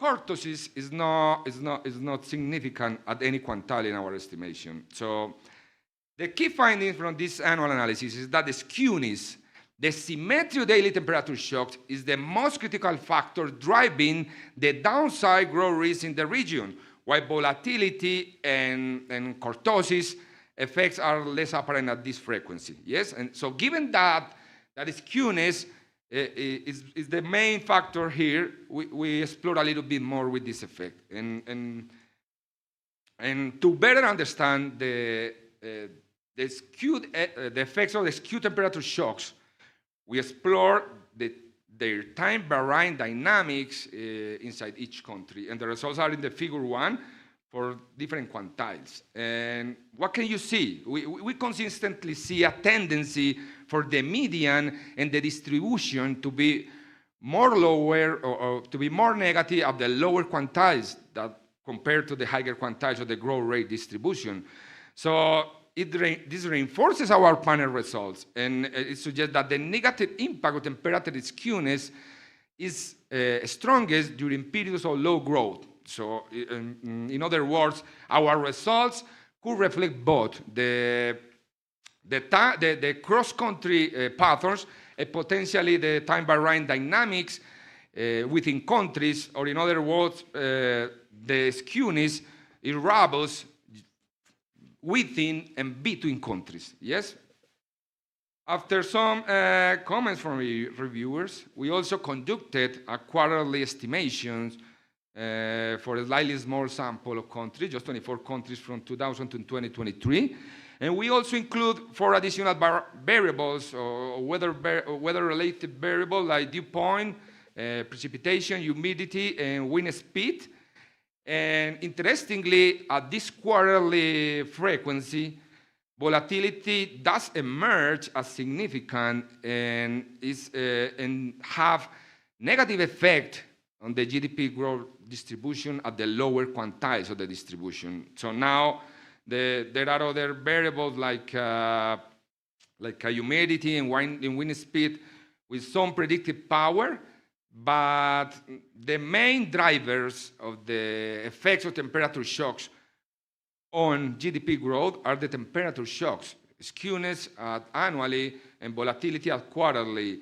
So this suggests that the critical uncertainty moment to consider to evaluate the impact of temperature shocks might depend on the time frequency we are analyzing. So again, skewness at annually and kurtosis and volatility at quarterly. Yes, so this is highly intuitive since quarterly data make it challenging to capture the tail effect of asymmetric daily temperature shocks, given that they are, as by definition, more atypical and don't necessarily occur during 3 months. So I'm fine with time. So let me conclude here. The paper examines the impact of climate uncertainty shocks on growth distribution in Latin America and Caribbean.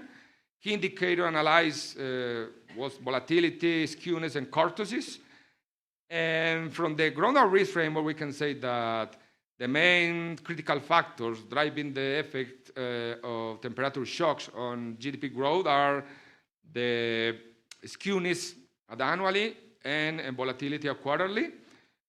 And from the policy point of view, our results contribute to a deeper understanding of the heterogeneous impacts of climate shocks on growth rates, providing insight that can inform policies to promote sustainable economic growth and resilience across diverse national contexts. Ignoring asymmetric shocks underestimate their risks, and policymakers need tools to assess how climate extremes affect macroeconomic stability. Policies must be tailored to countries that are most vulnerable to these asymmetric shocks, emphasizing resilience and preparedness. So let me stop here. Thanks for your attention. Thank you so much, Yader. Your research focus on giving us messages about the importance of integrating non-linear risks into the macroeconomic analysis. So thank you. Now let's move on the fireside chat with Laura and Irene. Laura is deputy group head and senior economist at ANRO, where she leads the macro-financial research group and oversees macro-financial surveillance. Meanwhile, Irene is an environmental economist at the Central Bank of Costa Rica, where she focuses on environmental statistics and natural capital accounting. Her work integrates environmental factors into macroeconomic analysis and policy making, with research covering the economic impacts of climate change and biodiversity conservation. So Laura, the floor is yours. Thank you very much, Carlos. Thank you for the kind introductions. We thank Irene and I thank you for that. And we'd also like to thank our excellent speakers for the first session.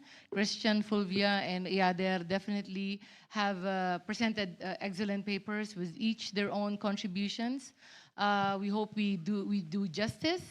We will try to find links between these papers and then also identify some interesting questions that we could limit within the time we are given for this fireside chat. So, Irene, the floor is yours to begin. Yes. Can you hear me? Yeah. No, also thank you on my behalf to the speakers. You definitely gave us plenty of material to discuss. It was a great opportunity to meet Laura and to be able to develop this discussion further. So let me start by addressing the same order that we follow for the presentations. In particularly, I would like to start with Christian's presentation on the transition paper. And the main takeaway that we take from this is that there are several factors involved in how quickly this transition is going to take place. So we know that energy prices of the costs of the transition to renewable energies are going down. Prices of energy are going down, and they are expected to be more stable than those of fossil fuels. Also, a relevant aspect that will be determining the speed at which this transition takes place is how fast can this mineral boom occur in terms of the capacity that needs to be installed, the investments that have to go to the countries that have to further exploit these minerals. But certainly, I would say that, as Christian mentioned recently, almost no country has reached its maximum full potential in terms of developing its renewable energy capacity. So there is still further much more to do in terms of all the countries in terms of moving toward renewable energies. Linking this to the second paper and how this could positively influence emerging market economies, we see from your results when you consider the different environmental components that could be explaining the inflows to emerging market economies, we see that one of them is the greenness of the energy matrix, especially if inflows are coming from advanced economies that are already strict in environmental regulations. So there's one additional incentive, I would say, for countries to, or especially emerging market economies, to think of transitioning to renewable energies at a faster pace, knowing that this might be incentivizing inflows to their countries. Thank you, Irene. Definitely, those are very interesting findings coming from our first speaker, Christopher's two papers. But I'd like to leverage further on what you pointed out in the link between the two papers, that firstly, One of the findings from Christian's paper is that economies with extreme weather events, higher share of green energy, more climate-related policies, and greater proportion of firms reporting emissions, as you had pointed out, are the factors that tend to attract capital flows into receiving countries, and these would be the emerging market economies. So this is an important finding, but what I would like to add on, or what I would like to point out, is a question, sort of a question building upon this result, is that even with the additional capital flows coming into the emerging economies who are more greener, who are stricter in their guidelines for climate policy, are these capital inflows ultimately used to further their transition from fossil fuel to renewables? Are these inflows used to improve, make mineral production sustainable in these economies? Or are these capital inflows used to provide impetus for fossil fuel importers to move more towards green energy or renewables? So what we know only is that there are flows directed to these countries, but I guess it would provide a more complete picture if we could try to understand how exactly are the inflows being attracted, being used ultimately when they are now in the emerging market economies. Are they channeled to achieve sustainability goals of these emerging market economies? So this is something that we could bear in mind and can be subject of further research coming from Christopher's paper. Yeah, definitely something to consider for policymakers. Now, going back to the first paper and the categories that Christian mentions in terms of where do countries stand in fossil fuel exporters, fossil fuel importers, or material producers. Some countries might even be part of those, two of those categories. And drawing from my knowledge and experience from coming from a Latin American country, at least in Costa Rica, what we can see is that we are a country that is strong, let's say, in renewable resources. Almost 95, 97% of our electricity matrix is from renewable resources. Still, there is very much dependent on fossil fuels, particularly coming from household consumption, and that is mainly private transportation, our vehicles, the fuel we use for our private vehicle, private transportation.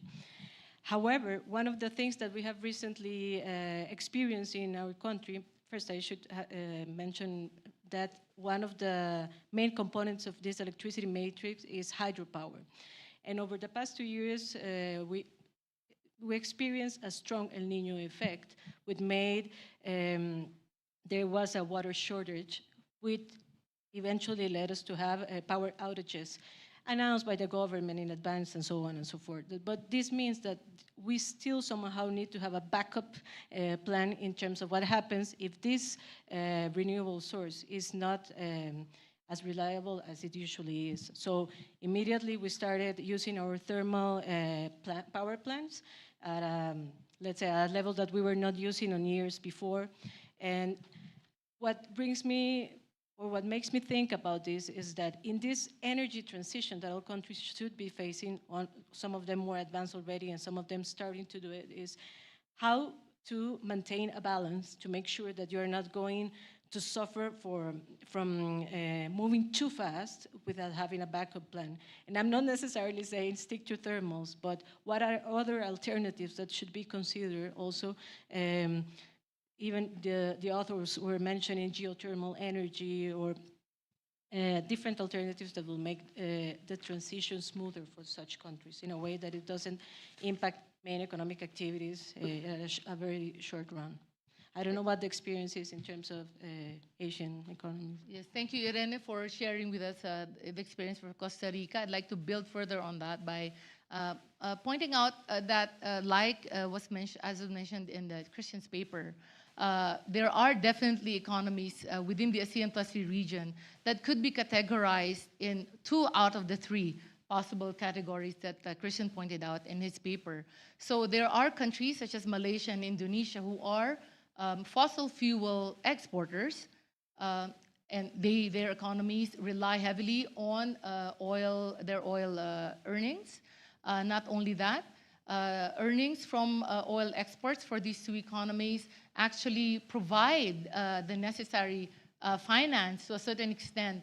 That finance now their climate policies and their transitioning and their projects that relate to sustainability. So to a certain extent, we get to think about, okay, so how do we then balance that?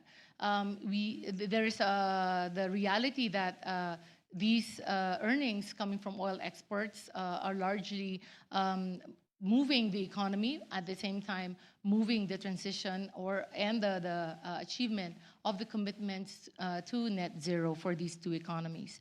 Now, another example I'd like to share along these lines is the example of some economies within the ASEAN Plus 3 who are both fossil fuel importers, but at the same time, they are also mineral producers. So these, the countries would come to mind would be the examples of Cambodia, Vietnam, and the Philippines.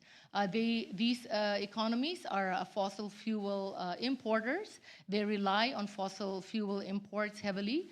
The economies are also still heavily reliant on fossil fuel for a lot of production, but at the same time, they can also benefit from the transition because they have mineral production potential.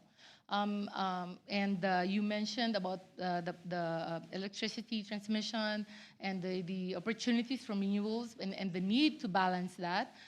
In the region, there is also the ASEAN power grid. So this is essentially taking advantage of the available resources within the region.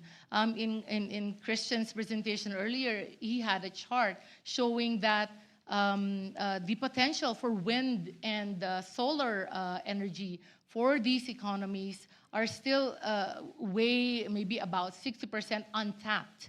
So there is room there to move towards more renewables. But essentially, what is needed then is the necessary investment, the funding.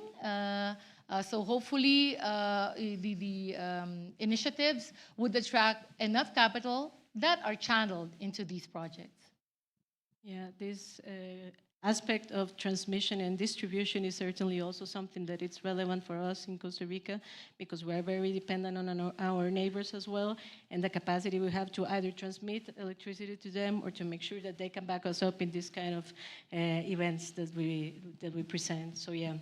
Yes, Erin, I hope you don't mind. I'd like to also share the ASEAN power grid in the ASEAN Plus 3 region is something that I guess needs to be mentioned in this area because now the ASEAN power grid aims to connect the entire ASEAN region in terms of electricity, an electricity integrated grid by 2045. So currently, it's in its developing stage. Power exchanges within the region have all been on a bilateral basis, but there are already, on a regional level, there are already initiatives such as the Lao PDR, Malaysia, Singapore, and Thailand power integration projects. 2 projects have already come, but still under experimentation, but definitely showing a lot of promise. But at the same time, showing how there is a need for a blended finance. Both public sector and private sector are working together to make this ultimate dream of an integrated power grid for ASEAN a reality. Interesting example of how we're moving towards that renewable energy transition, let's say.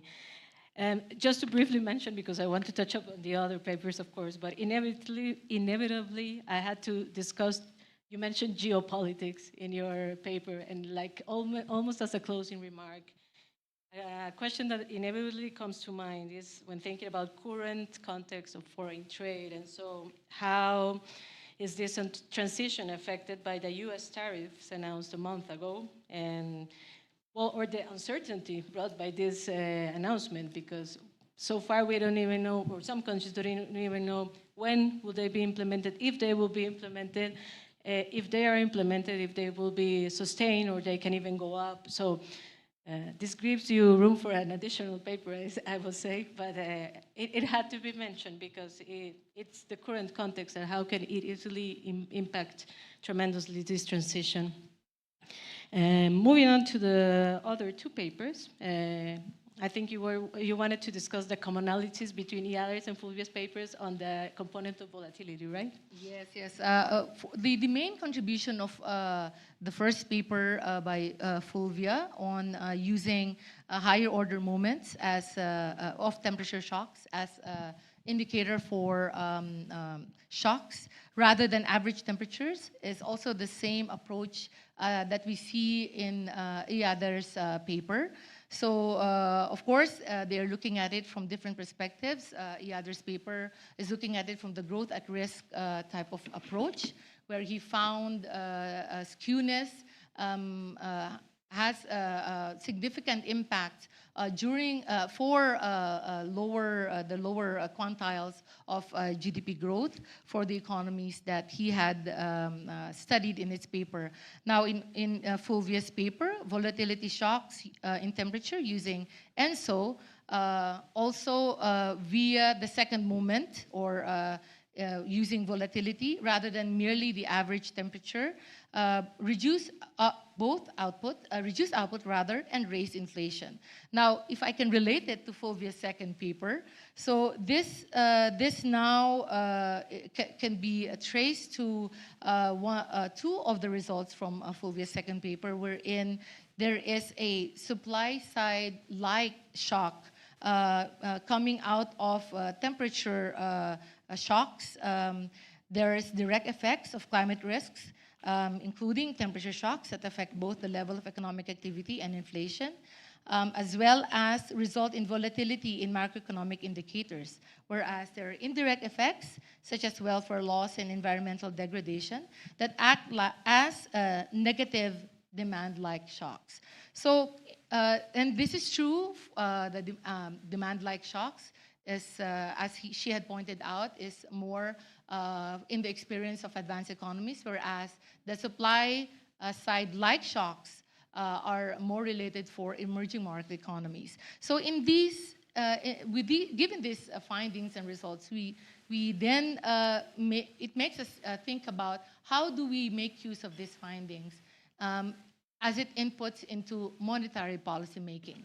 So in the decision making of central banks, then it makes us realize there's no one size fits all, because the same type of shock, which is volatility of temperature, can impact either as a supply side like shock or a demand side like shock, depending on the kind of economy we are considering. So this also becomes a very good policy discussion, and also something to think about in terms of furthering the research. Yeah, and touching upon that, but in the first paper you comment, Fulvia, that you also mentioned that usually policy instruments used by central banks target the same direction of effects in terms of production and inflation, let's say, or prices. And we see some results where variables that are affected in opposite directions. So something to consider for us in terms of what would be the best way to, let's say, adjust or consider alternatives for our range of domain in terms of what can a central bank do. Going to the more empirical aspect, I was wondering if you consider using other measures of inflation, maybe subcomponents of inflation for the particular case of the study that you did for Colombia. And the reason, again, going back to my own example, because this is the one that I know best, and also because at the Central Bank of Costa Rica, we have been analyzing or adjusting our macroeconomic model for projections and using Colombia as an example. Colombia is a country that I think it's very well known for having the El Niño effect has a strong impact. And Costa Rica experiences El Niño. However, we don't see the same direction of the effects, or it depends on which inflation indicator you use. So we see different results, all significant, but in terms of direction of the results, whether we're focusing on food inflation or particularly a subcomponent of agricultural inflation as compared to headline inflation, for example, or energy inflation. So this might be something also interesting to consider in terms of the study. I don't know if you also have experiences with the case of El Niño or in some case that you might know in Asia. Oh, definitely. Thank you for sharing with us that you are including information coming from El Niño and La Niña considerations into the central banking decision making and models.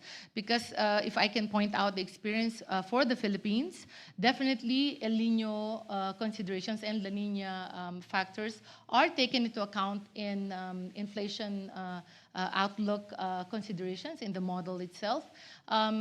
Because, in contrast, and you pointed this out so well, that it depends on the economy. There could be heterogeneity in the impact on whether headline or food. In the case of the Philippines, El Niño factors tend to increase food inflation, tend to increase agricultural products inflation, and increases headline inflation, all in the same direction. Now, a main factor that accounts for this is because rice is one of the main produce of the Philippines that is very much affected when there are El Niño or La Niña conditions prevailing in the economy. And any of those two conditions that increases the price of rice, increases the price of any other good, especially agriculture and food basket within the Philippines, because for the average Filipino, rice prices is such an important part of the basket, so that everything else in terms of sentiment and in terms of consumer viewpoint is on the way up. So in a sense, inflation expectations also has a role to play here, and the second round effects, of course. Thank you. One final remark, and maybe if Carlos allows me to, because I would like to touch upon, Yader left us with what we call in Spanish, un abrebocas, like something interesting to discuss in his final slide that was not touched upon in the paper, I believe. The results on volatility that are significant and negative effects in the quarterly data information that you use. However, in the other model you were mentioning, that in the ones that for volatility, skewness, and kurtosis, past economic performance is significant in all cases with a positive sign, meaning that it enhances growth rates. However, for the quarterly one, I saw that they were significant, but all of them were negative. I don't know if you have any insight of why that would be, if it's because of the data that you're using, or so, if there is chance for a potential replica from the author. So I wanted to touch upon that. Thank you all for very interesting papers. Yeah, thank you. With that, we close the fireside chat. Thank you, Carlos. Back to you. Thank you so much, Laura and Irene, for this provoking dialogue and bringing us to the table experiences in your countries, in Latin America, and also in the ASEAN economies. Given that we have 10 minutes, I propose that I open the floor to collect 3 or 4 questions and comments, and then I give back the floor to the speakers so they can react both Irene's and Laura's remarks and the questions from the audience. That sounds good for you? Okay. So I open the floor for comments and questions. Please raise your hand, introduce yourself, and let us know how your question or comment is addressed to. Who your question or comment is addressed to. Please.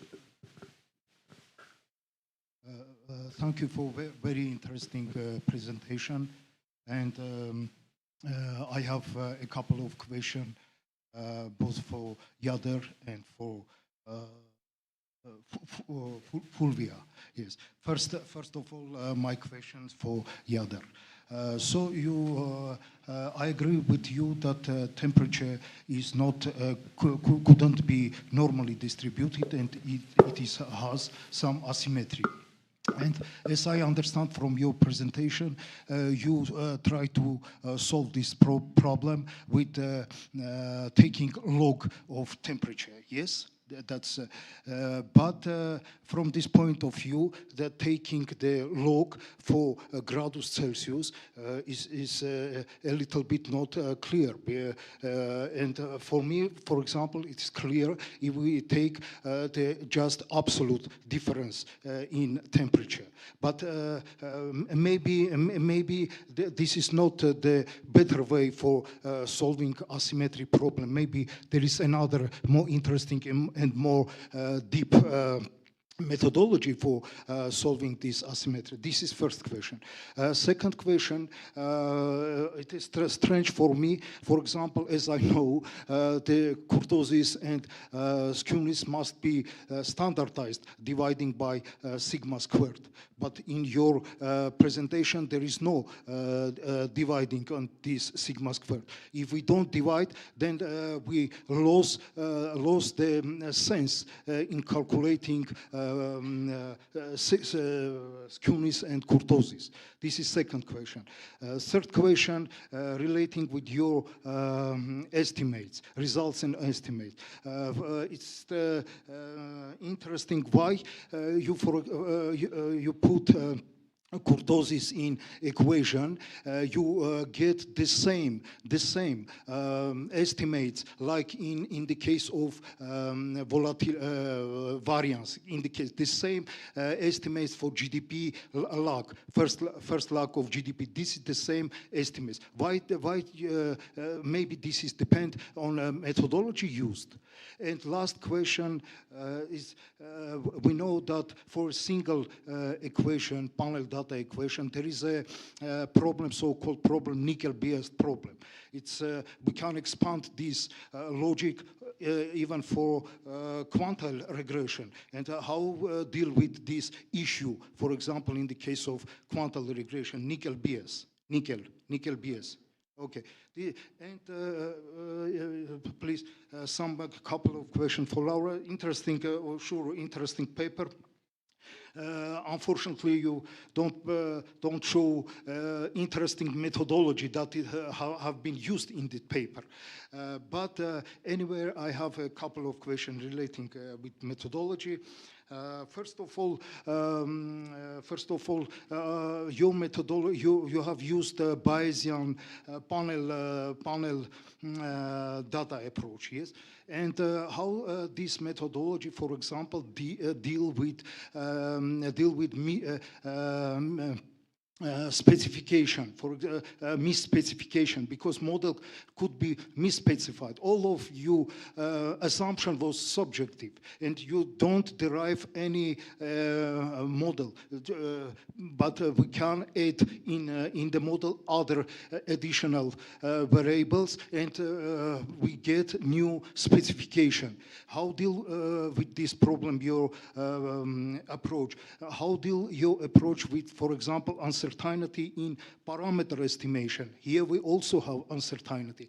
How deal your approach with uncertainty in prior selection? Because depending from selection prior, we get differently another results.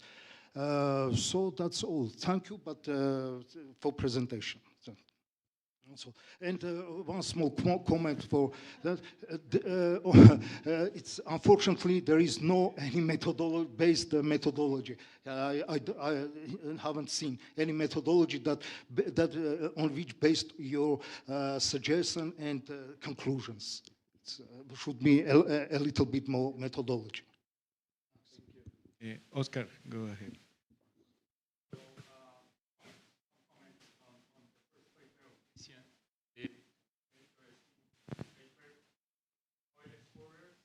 Crucial subsidies, the green transition, and this is a huge issue, for example, in Latin America, where we see oil exporters in Colombia, in Ecuador.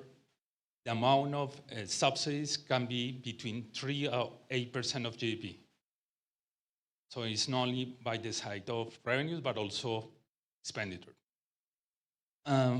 Fulvia, very interesting paper, also can be interesting to analyze the physical and transition risk, how can be related between these two. And this is happening with the Niño, for example, in Ecuador, that create the mechanism to incentivize to adapt DD technologies. So that's happening very recently.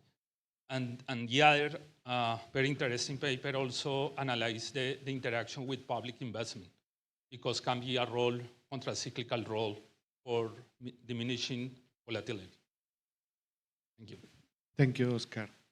So now let's go back to our presenters. What about to start with Fulvia? Thank you. Okay, so thanks everyone for the interesting questions. I'd like to touch upon a couple of remarks from the fireside chat. So maybe a couple of things. While we show in the paper that physical risks in terms of environmental degradation and more indirect effects are more demand-like, negative demand-like effects, while physical risks like direct effects are more supply-like effects. I also would like to emphasize the fact that there are a lot of other demand-side channels that we cannot observe, for example, migration and health effects and all of those. So I don't want to pass the message that those ones are not relevant for the high-risk countries. The second point that I want to make is about how should monetary policy look at all of these.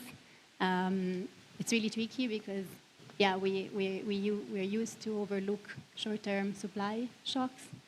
And I think this brings the question of whether we should keep doing that or not as central banks, as we are going to have more frequent, more persistent,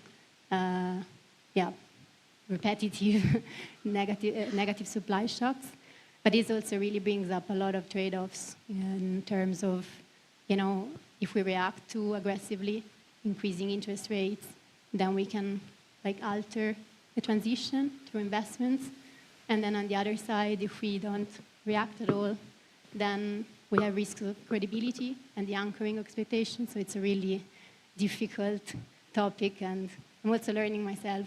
And I think it's a really interesting policy discussion at the moment. In terms of the subcomponents of inflation, it would be wonderful to look at these in more detail. My only limitation have been the data availability. So I think maybe being here and having conversations with monetary authorities and financial institutions from these countries, I would be more than happy to be open and collaborate and see whether we can investigate those. And in terms of the specification comments, I definitely recommend you to look at the paper. It's published and peer-reviewed. We have all sorts of robustness checks in terms of the methodology. But to just give you a few details, we use very loose priors, so it's almost non-Bayesian estimation. And we have posterior distributions that are very centered on the parameters, so we have kind of robust. We kind of went through all the possible econometrics robustness checks. Thank you. Yeah. Thank you. Now, Christian, do you want to continue? Yes. So first question on the use of the funds that were attracted. So we do have some, we don't know well. So we don't distinguish between that. Now, we do have a hypothesis in the paper which looks at natural disasters, and there we do see patterns which would be consistent with rebuilding investment. Now, I don't know whether rebuilding will mean that you rebuild well, so that you're more robust for the next time or not, but that's sort of something which suggests that at least something could be happening. But I think it's a more general point. Most of it is, the paper actually started in conversations with embassy people. So the embassies have economic attaches, and the economic attaches talk to a lot of firms.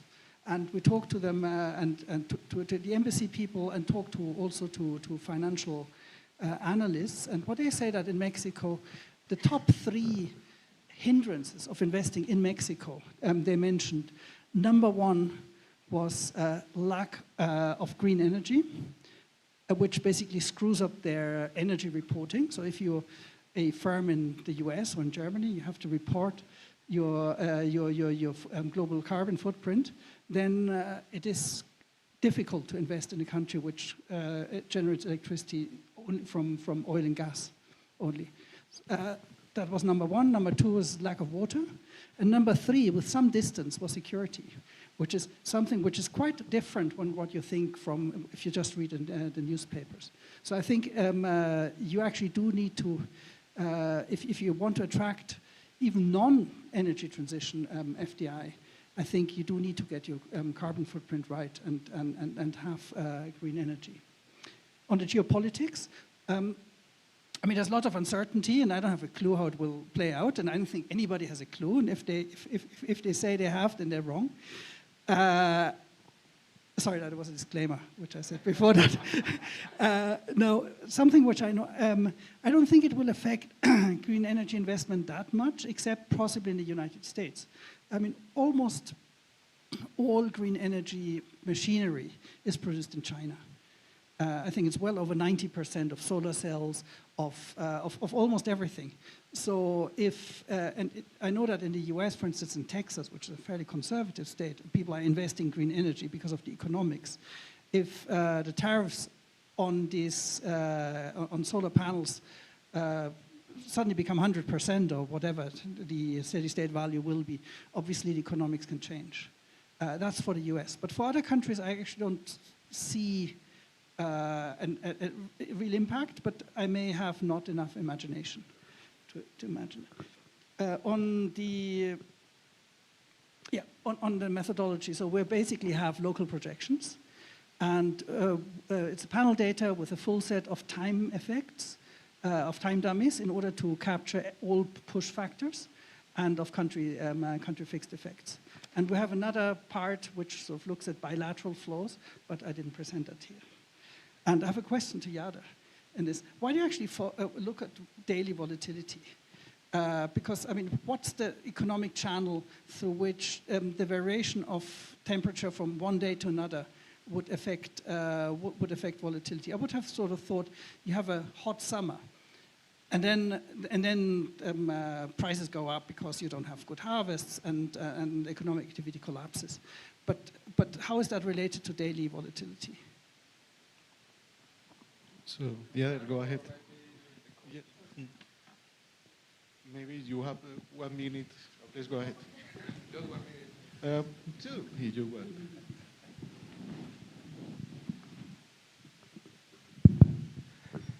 Let me start with Irene.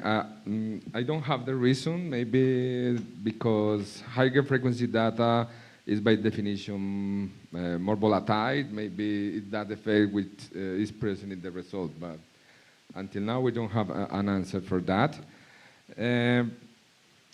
From the main message for you, I can say that the methodology of realized moment, we borrowed this methodology from the financial markets, and they show in a paper that this measure is equivalent to the other measures that you mentioned.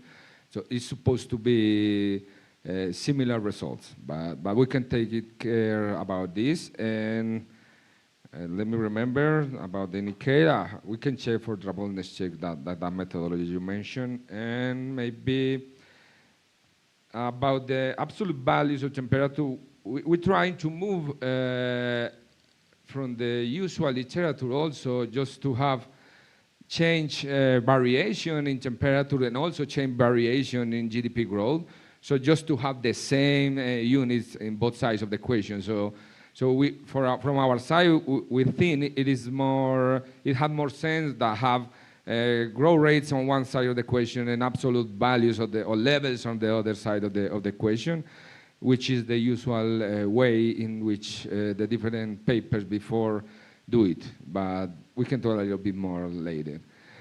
And Christian, is the relation of daily temperature volatility with? Yes, but it's just like we are trying to accumulate the effect of daily temperature changes in terms of volatility, skewness, or kurtosis during a year. So from our point of view, if we want to capture weather shocks, it's not just the gradual variation of temperature, it's more the difference during the year and that above spike or our spikes in temperature show that the climate change is affecting the weather as it has.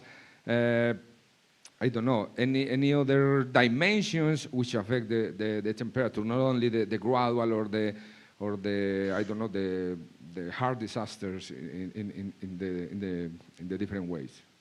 Yes. Thank you. Thanks, Yader.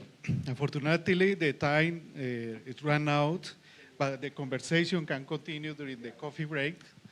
And let me make 3 takeaways, very short takeaways. First, the dialogue converges on one fundamental point. Climate change generated macro-financial critical shocks that go beyond the average impacts, affecting volatility, asymmetry, and long-term risk, as the speakers mentioned. And they also emphasize that climate-related shocks, whether extreme and physical risks, transition policies, and uncertainty, have significant and complex effects on the macroeconomy. And second, we observe clear differences in the climate risk channels, transmission mechanisms, and timing across the papers presented. Maybe these differences reflect both the analytical approaches, empirical modeling versus scenario analysis, as Christian did, and the type of risk analyzed. Maybe it could be physical as Fulvia analyzed, transition as Fulvia and Christian analyzed, and uncertainty shocks as Yader did. And third, a common thread across the interventions is the recognition of climate change as a core macroeconomic issue that demands integration in the policy frameworks. So let me close by expressing my appreciation once again to our session members for sharing their time and expertise, and to all of you for the engagement. Thank you.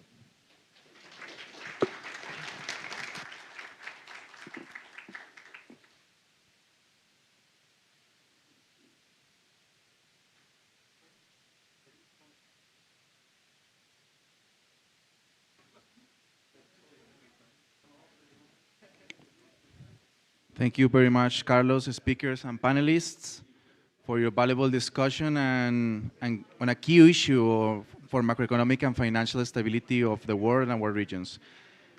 We extend our gratitude to our participants for joining us for the first session. We will now go to a brief coffee intermission before continuing with the next session in just 20 minutes.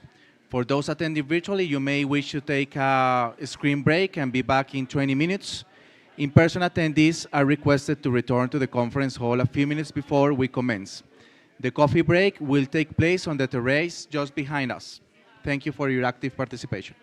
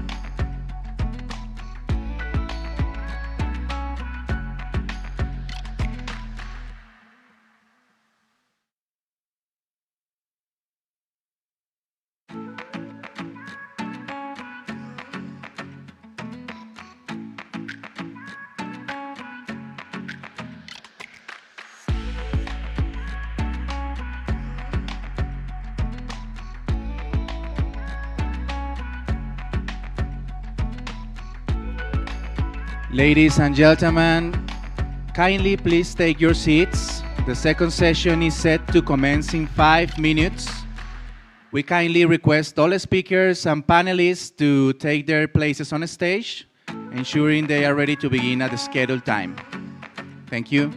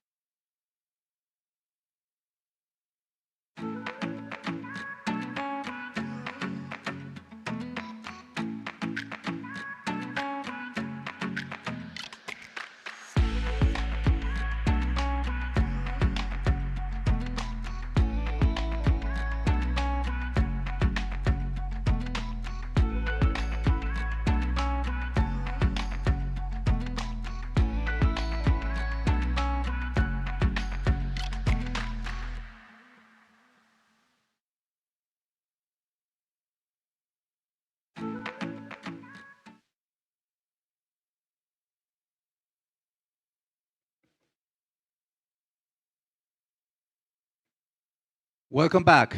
It is time to resume our seminar and commence session number 2 on financial system vulnerabilities and resilience. To guide us through this important session, I invite Wim van Aken, Senior Advisor to the Chief Economist at ESM. Wim, good morning, thank you, and the floor is yours.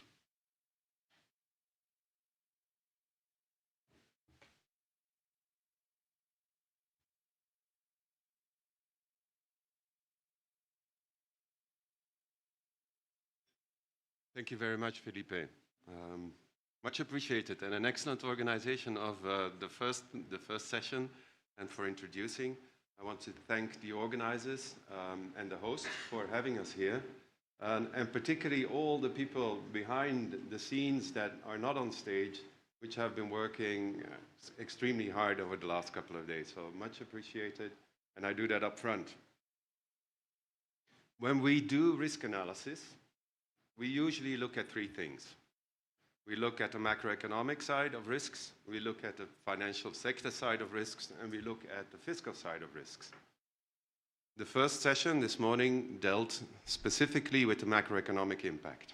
Now, particularly at ESM, when we look at risks, we want to come to an integrated view, bringing these 3 elements together. The next panel will actually focus on the financial sector. And the panel after us will pick up the fiscal side of it. And then the most difficult panel is the last panel, which Nicola Giambrioli from the ESM will be chairing, which bring it all together and will come to the integrated part. And that's where the real value added will come. But now let's focus first on how we assess the vulnerability of our financial systems to climate-related risks. Now, we've heard it before in the first session. A crucial part of that is the rising frequency of climate-related disasters that disrupt our supply chains, but that also have an impact on financial stability. And that is crucial to all the RFAs that are here today. They are crucial to financial stability, which is the key topic on which we engage. Now, we are exceptionally fortunate today, in the context of financial stability, to have a panel that represents 3 regions: from Asia, from Europe, and from the host region here, Latin America. So I would like the panelists to take their chairs. And we do that in one go, just to save time.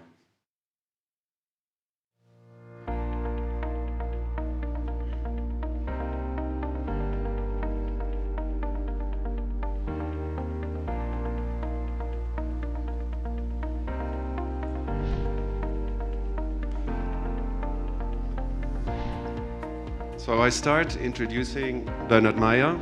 He is a colleague, and he's he's principal financial sector and market analyst at ESM. On his left side, we have Laura. She has been introduced to you before for the previous session, and I'll come back to you, Laura, in a second. Then we have Ricardo Santos. He comes from the European Investment Bank. Then we have Andrea Villarreal from FLAR, and then we have Svenja Sverminski from the London School of Economics. Laura, I'll kick off this panel with you. Let me briefly introduce you a little bit. So you will focus in your presentation, you will focus on transition finance, and you will take an Asian perspective. Now, the key point why we start with you is because you take a broader perspective. You engage both with the supply side of transition finance, but you also look at the demand side, essentially the needs. Then you mention a few things about what the barriers are in the region. And finally, you also give a number of suggestions on how to address these issues. Laura, without further ado, the floor is yours.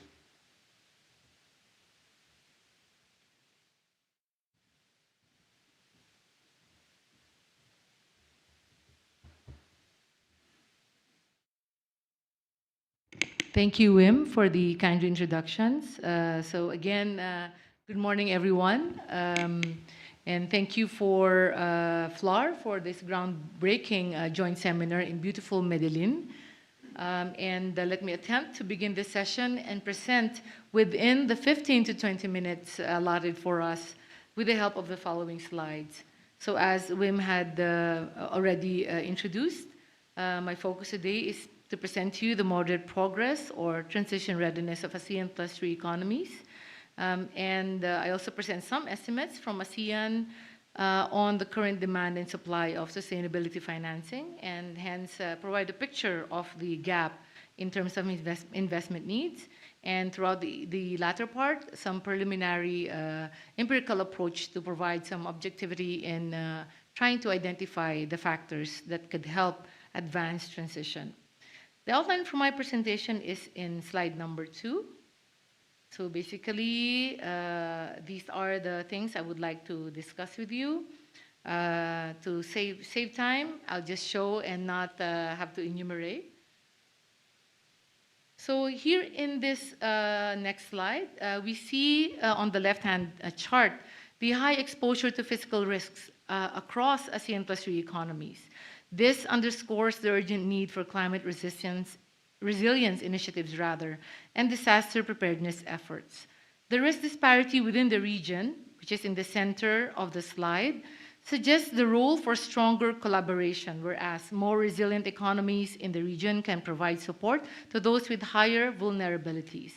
If you see in the chart, so the more red it is, the higher the vulnerability to climate change or climate-related disasters in the region.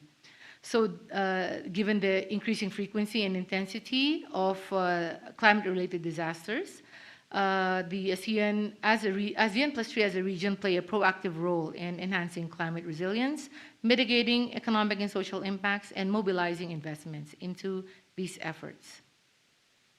The ASEAN plus 3 region as a whole is home to 3 of the 10 largest greenhouse gas emitters in the world. This would be China, Indonesia, and Japan. and accounts for over 1/3 of global greenhouse gas emissions. On a per capita basis, which is what we see in these slides, the annual greenhouse gas emissions of some of the region's economies are above the world average.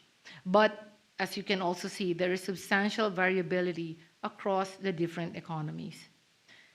So the ASEAN-Pacific region, just to provide a definition, includes the 10 ASEAN member states, plus China, Hong Kong, Japan, and South Korea. And all these economies are actively implementing various financial instruments and policies to address climate vulnerabilities. So this is a chart. The map is in no way identifying or specifying the boundaries, but merely for descriptive purposes. So we can start with the ASEAN-Pacific region, which would be China, Japan, and South Korea. And they have been leading the front in terms of climate initiatives. This includes having a long-term target, a national strategy framework, a policy transition roadmap, and sustainable finance framework and taxonomy disclosures. So these three economies are leading the pack, so to speak. Meanwhile, the ASEAN 6 economies, Thailand, Malaysia, Singapore, and Indonesia, except perhaps for the Philippines, have comprehensive climate initiatives and have set to bring down emissions to as close to zero as possible by 2050, indicating their commitment to climate action with established targets, strategies, and financial frameworks. The Philippines currently does not have a long-term target as yet, but has implemented its national strategy and a transition roadmap, as well as a sustainable finance framework showing a focus on actionable policies. Vietnam has developed all initiatives except for a sustainable finance framework indicating progress, but with room for additional or further development. As regards the BCLM sub-region, or Brunei, Cambodia, Laos, PDR, and Myanmar, the two economies, Myanmar and Cambodia, have established efforts across all categories. Laos PDR has implemented the long-term target, and Brunei has a long-term target and a national strategy, but has yet to develop a policy transition roadmap. Now, the next two slides I will just be showing just in passing, just to show that all but one in the region have established their nationally determined contributions, or NDCs, while in the next slide, we see here the presence, level, and type of carbon pricing initiatives in the region thus far. Japan and Singapore have imposed carbon taxation, whereas China and Indonesia have implemented emission trading schemes, or ETS, with Indonesia in consideration of moving towards a carbon tax roadmap.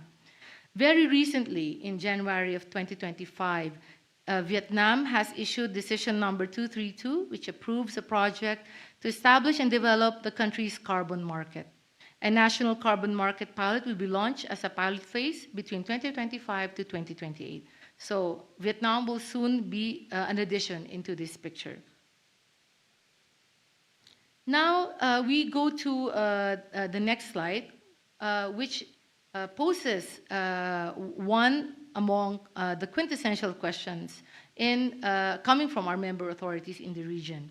Is it possible to grow and reduce emissions at the same time in the interim or while at mid-transition?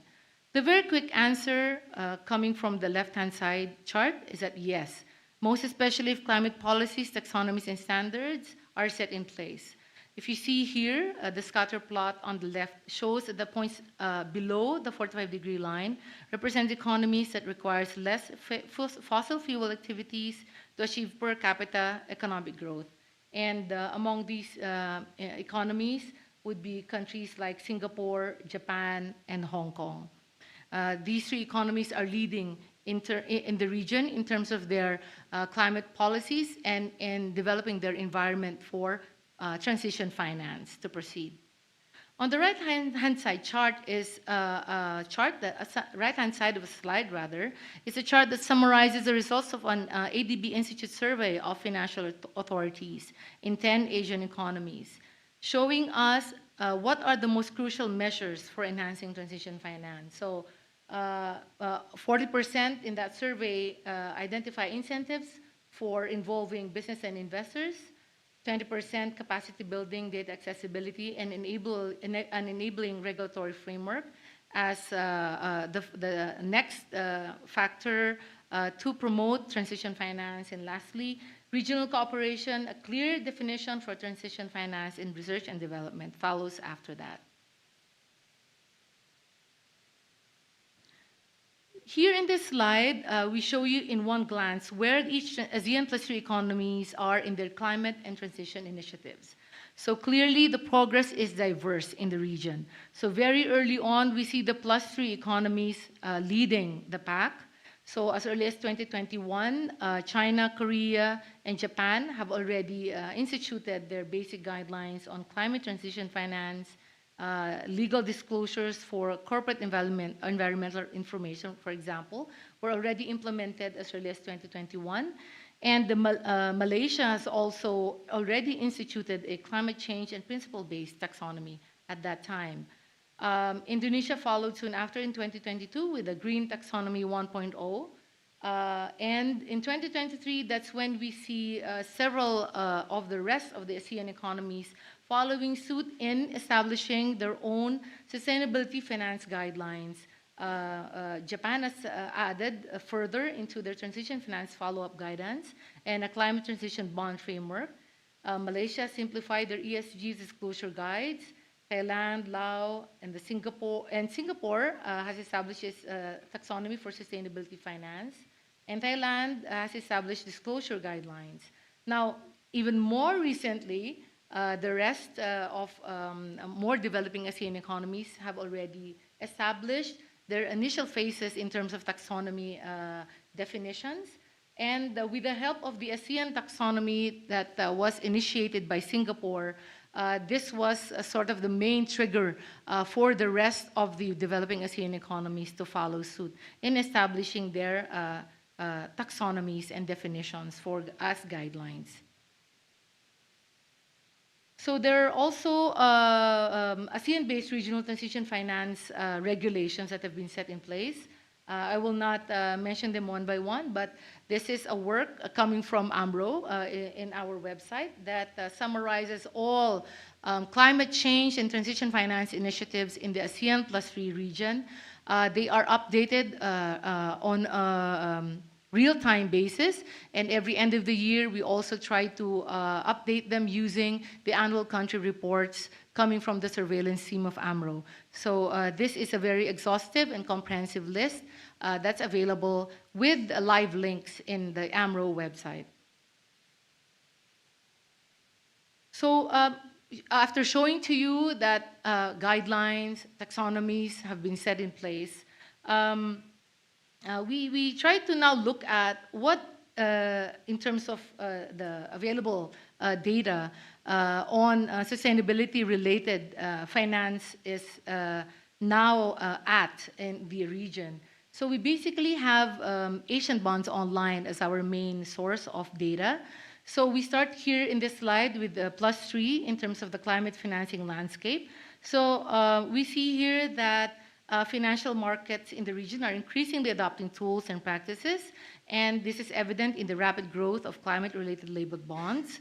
And specifically for the +3 economies, China has led the growth of these labeled bond markets, and other ASEAN+3 governments have also developed their own markets quite rapidly, as we see in the next slide. But if I can go back, you see there is a big difference in the magnitude of the amount of, or the level of climate finance in terms of bonds between the two sub-regions. So if I can go back to this, we see here that as of 2024, the level of total sustainability-related bonds by type in terms of in US dollar billions has already reached close to 700 US dollar billions. But in the case of developing ASEAN economies, the ASEAN 10, it's now reaching only close to 90 US dollar billions as of 2024. So a big difference there in terms of the magnitude, but in terms of growth, we see the growth happening. So as to the question of what then is required, how much additional investments are required to further the pathway to net zero for the ASEAN Plus 3 region. So despite the growth in sustainability bonds and country initiatives that I've already shown you, many developing economies of ASEAN Plus 3 still face significant challenges in meeting climate goals because of the need for investments. Based on IEA estimates presented by Moody's on the left-hand side chart, the ASEAN region alone needs to increase clean energy investments fivefold to $190 billion US dollars by 2035, just to align with their current climate objectives. So reliance on coal-fired plants and rapidly expanding economies pose hurdles to energy security and their own climate targets. A substantial increase in investments definitely is required to accelerate the energy transition in the region. Policy support for energy sectors and cooperation among ASEAN economies are crucial to enable the reallocation of capital towards sustainable solutions. Now, on the right-hand side are estimates coming from IRENA. This is the International Renewable Energy Agency that came out with a report on estimates for the ASEAN region. So, for example, one estimate that they have shown in the table on the right-hand side is that for the shorter term up to 2030, crucial energy transition technologies need significant investment. So, as an example, for solar PV alone, the additional 240 gigawatt needed in terms of installed capacity will need an investment of around 150 billion US dollars more. So, that's just one item in this table I'm showing you here. Now, on the next slide, I still base it on the IRENA report for the ASEAN composed of the 10 economies. So in that, this table coming from IRENA, significant investments of about 200 billion US dollars to 245 billion US dollars annually will need to be directed into renewables in order to enable technologies and infrastructure to the period 2050 and achieve the 1.5 scenario and the pathway within the Paris Agreement. So in cumulative terms, achieving the 1.5 scenario requires, according to IRENA estimates, an investment of about 6.3 trillion to 7.3 trillion US dollars. And these estimates are based largely on the assumptions on the right-hand side of the slide, with these assumptions on incomes and population, which could be even worse than what is expected. And so it means that these estimates could even be underestimated. So overall, according to the Climate Policy Initiative report, climate finance flows have grown consistently over the past decade, but they still lag very far behind what is needed to meet goals within the Paris Agreement for the entire pathway to non-zero. So in their study, so this relates to global estimates, 6.2 trillion US dollars of climate finance is required annually. But when you track global climate finance right now, it is only expected to pass around 1 trillion US dollars compared to the 7.3 US dollars seen to be needed up to 2050. So as of 2022, we're just at 1 trillion US dollars. So you see the gap that still needs to be filled in terms of transition finance, or in general, sustainability finance.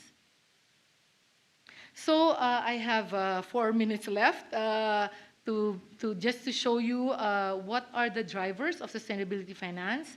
So this table attempts to briefly show you in one chart. This is born out of our policy discussions with member authorities, our discussions with the private sector in the ASEAN Plus 3 region, that drivers for sustainability finance include clear and science-based taxonomies, incentives to attract domestic and international private investment, the need for further partnerships and blended finance, and to set the environment ready for such to come to fruition. And lastly, furthering financial deepening and capital market development, especially for developing ASEAN economies. Now, impediments that hinder the advancement of climate finance include risk perception.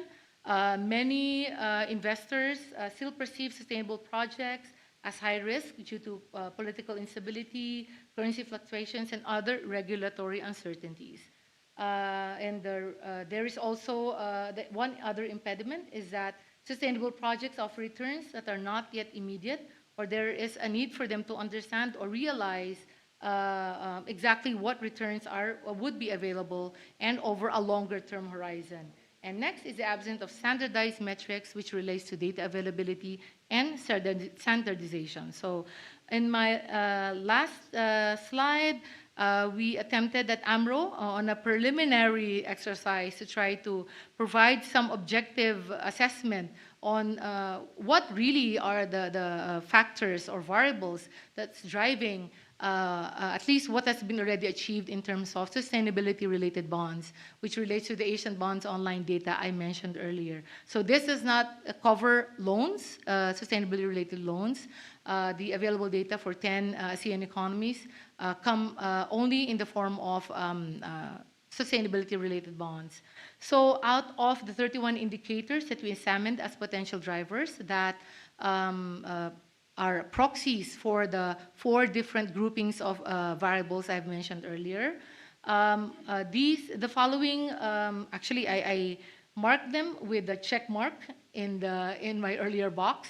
So these are the 4 groupings of variables that appear to be significant in driving sustainable related bonds in the ASEAN Plus 3 region. We conducted preliminary fixed effects panel regression. We have basic robustness checks for this exercise, and we hope to further this research by exploring, including advanced economies to sort of compare and contrast in the case of advanced economies, which of these factors are driving, and the disparity may provide us additional information. And at the same time, we're also thinking of taking advantage of other approaches. So thank you. I have 30 seconds, but I don't have to repeat. My conclusion is already in what I have mentioned in the major messages in my slides earlier. Thank you. I stop here.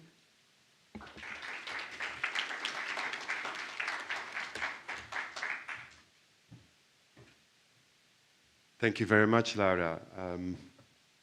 There are a couple of very interesting points in your presentation, particularly sort of related to supply of bonds. These keep on going up and seems not to sort of have any impediments as they go forward. While we look at Europe, we've seen slightly different outturns coming. Now, to complement your presentation, I want to introduce Ricardo Santos. He's economist from the European Investment Bank. And he looks at a different region. He looks at Latin America and the Caribbean, and he will look at the different instruments, loans, and he will look at private sector banks. And it's quite interesting. Some of the findings are a bit different from what you just mentioned, Laura. Ricardo, the floor is yours.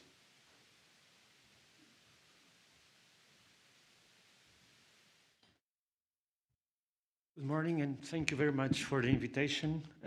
It's a pleasure to be here. So actually, I'm going to present the results also for public banks. I'm going to present the both papers. So this is a result of some work that we started doing almost 2 years ago now for the Financing Commons Summit that took place here in Colombia, in Cartagena. And back then, we started to try to find an answer to the first question, are banks ready for the green transition? After following the results of that publication and then the way it was received by the financial community and the public development banks in the region in general, we tried to address then the second question, what is the role of the public development banks given their importance here in Latin America and the Caribbean? So I'll guide you through briefly, hopefully within the 20 minutes, by these two publications. So the first part of the presentation will focus on how climate risks are an issue in the region, specifically both physical and transition risks in Latin America and the Caribbean, so in these two subregions. And here I'll use the EIB country climate risk scores.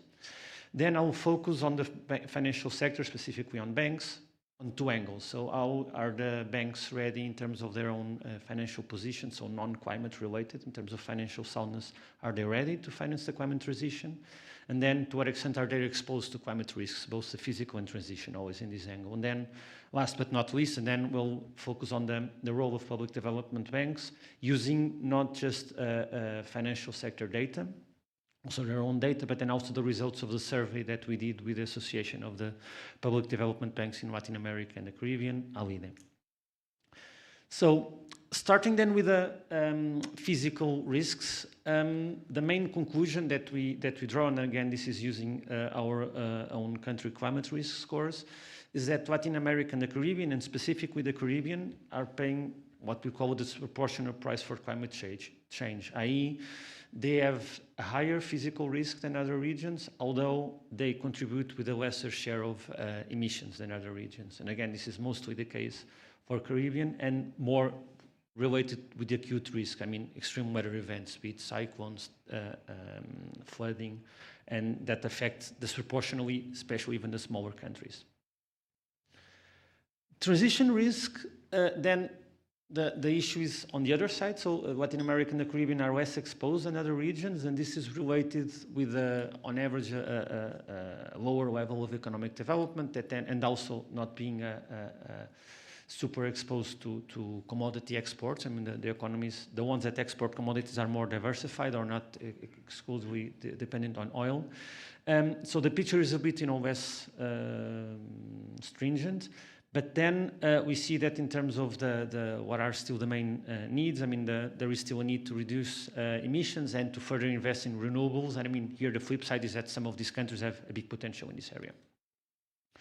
So then putting the two together, and then in this chart we see again that, I mean, although in terms of the transition risk, the Caribbean is less exposed, the combination is definitely worse for this region when we put physical and transition risk.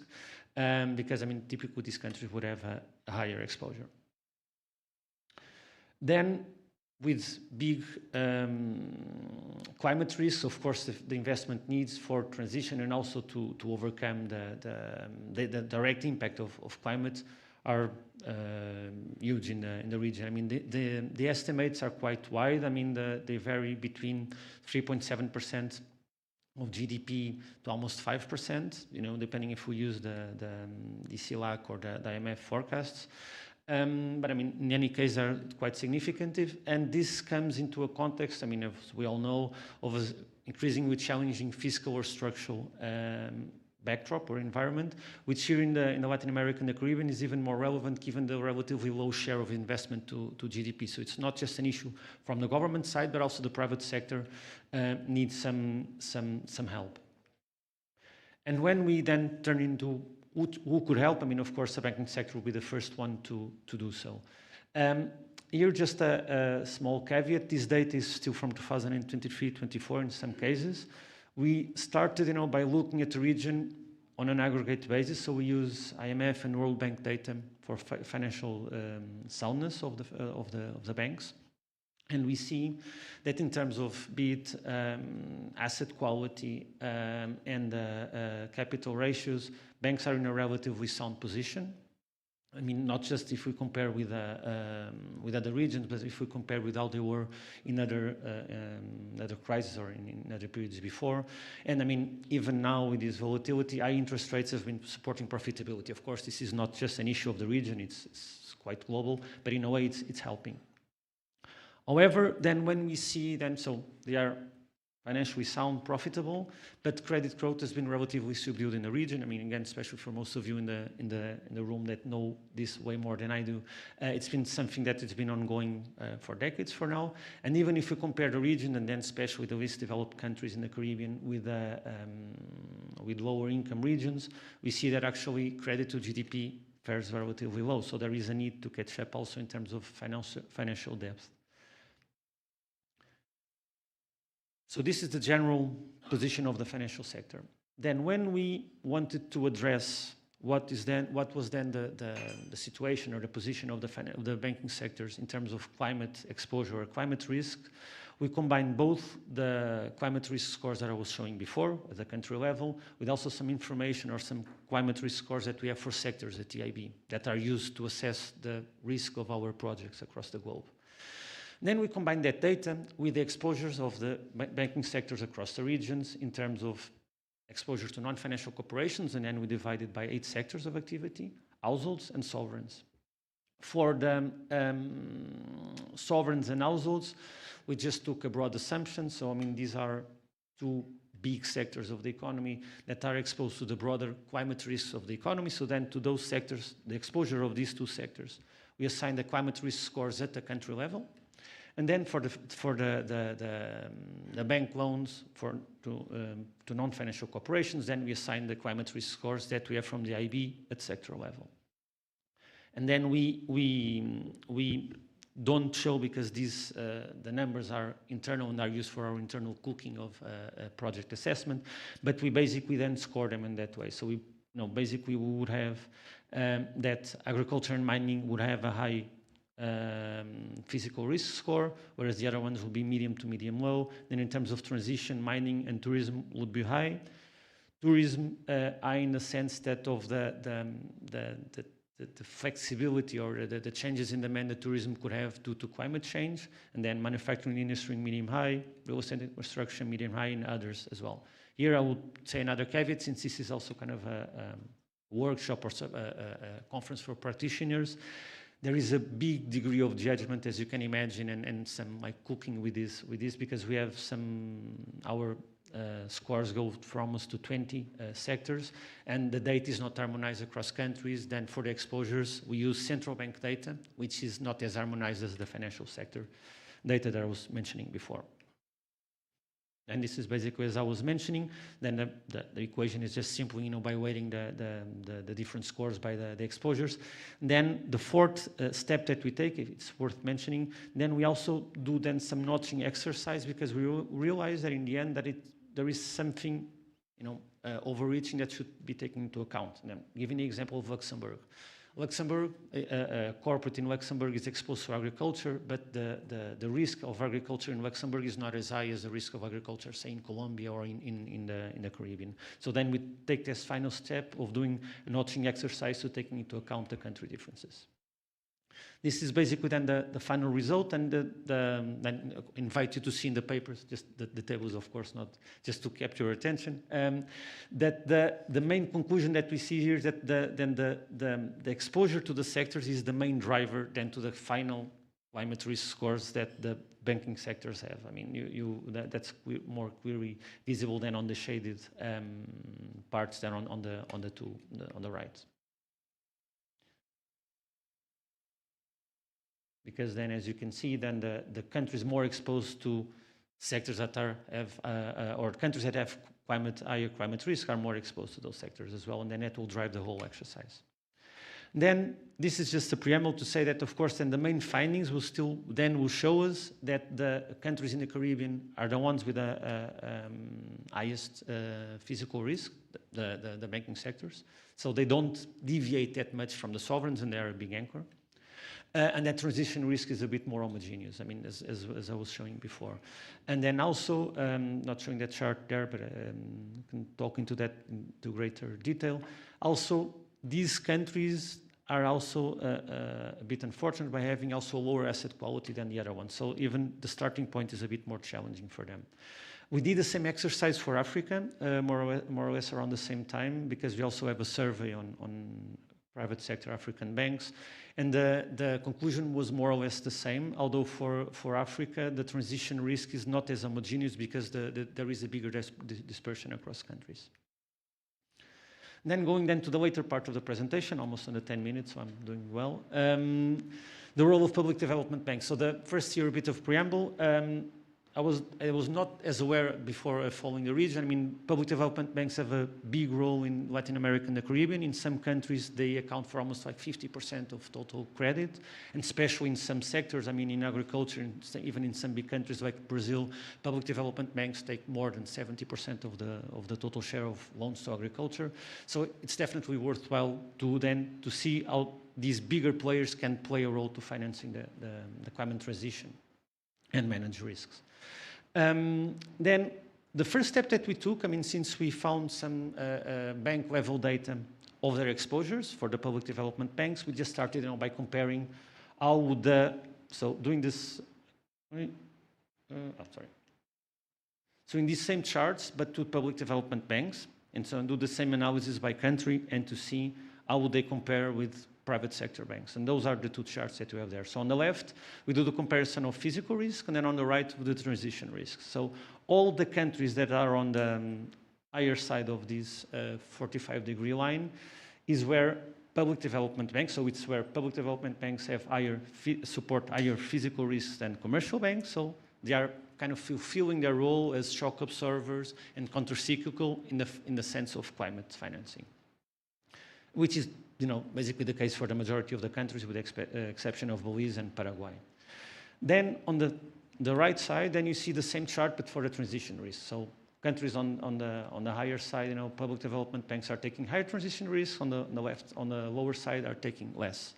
Here the picture is a bit more muted, and so basically it means that public development banks don't take as much as transition risk as commercial banks. And then in a way, although then it shows that they are not absorbing the shocks, it also shows that they are not as exposed to brown sectors, so to fossil fuels extraction or to the energy sector. So they are also still fulfilling their role, but then, of course, and in this case, the country specificities make a huge difference.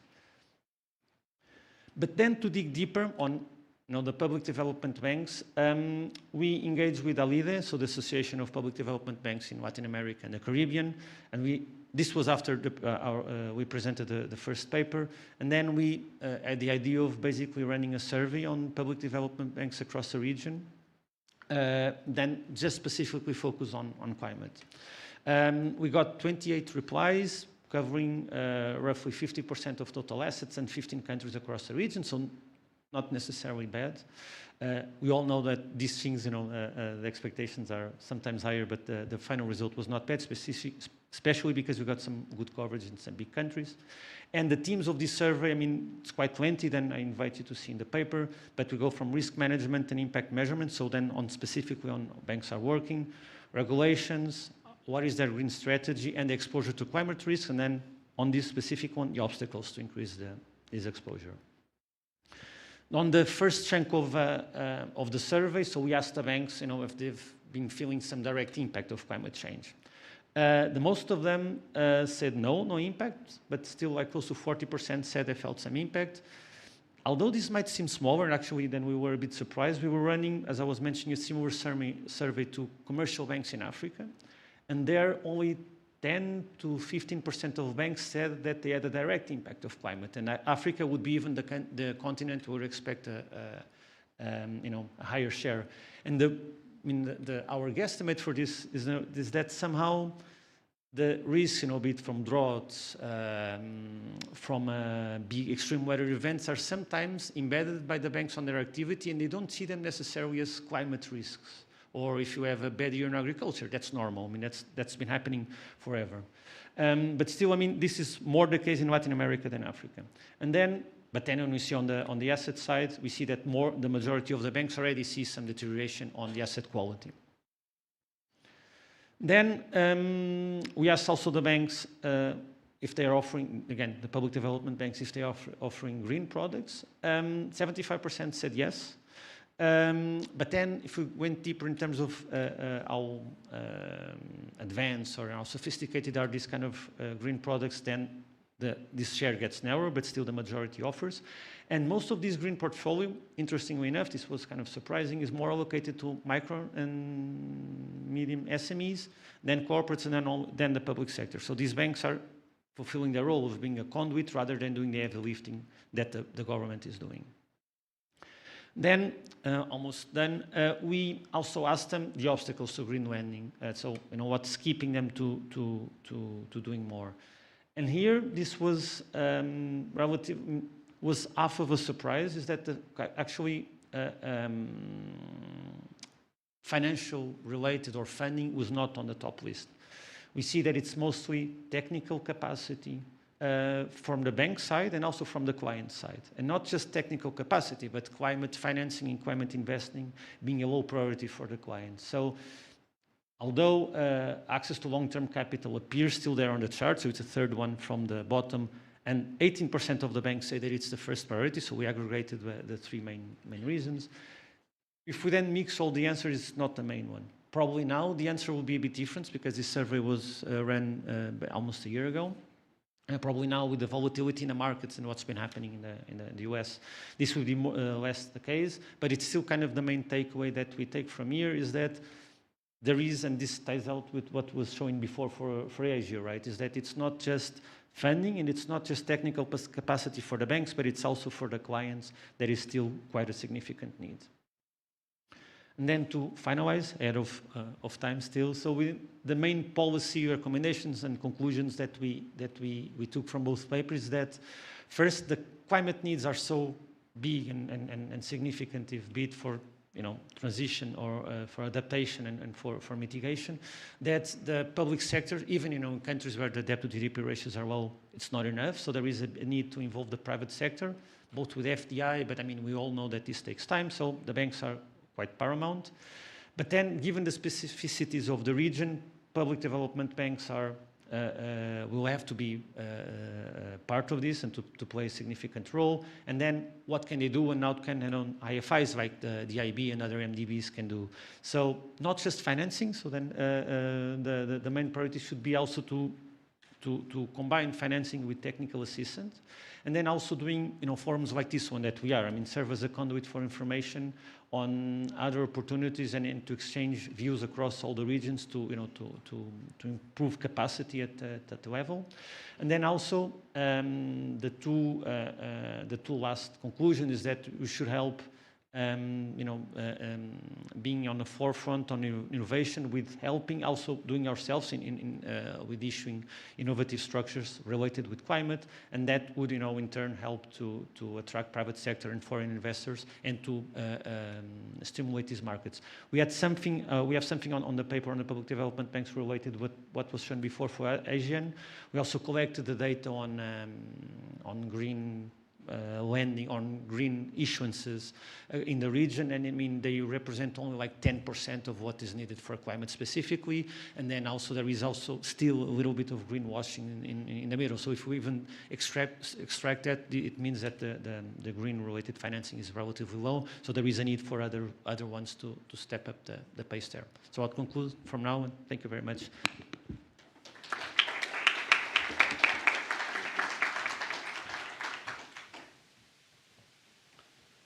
So with our next panelists, let me introduce Bernard Meyer, Principal Financial Sector and Market Analysis at the ESM. Bernard carries quite a little bit of knowledge and experience in the non-bank financial sector.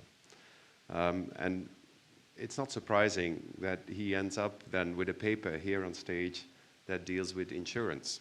So we are now moving to a different region.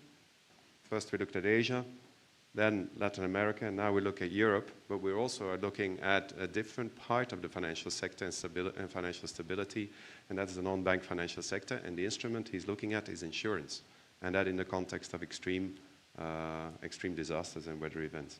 Bernard, the floor is yours. So, thank you, Wim, for the very nice introduction, and thanks for having me at this great conference.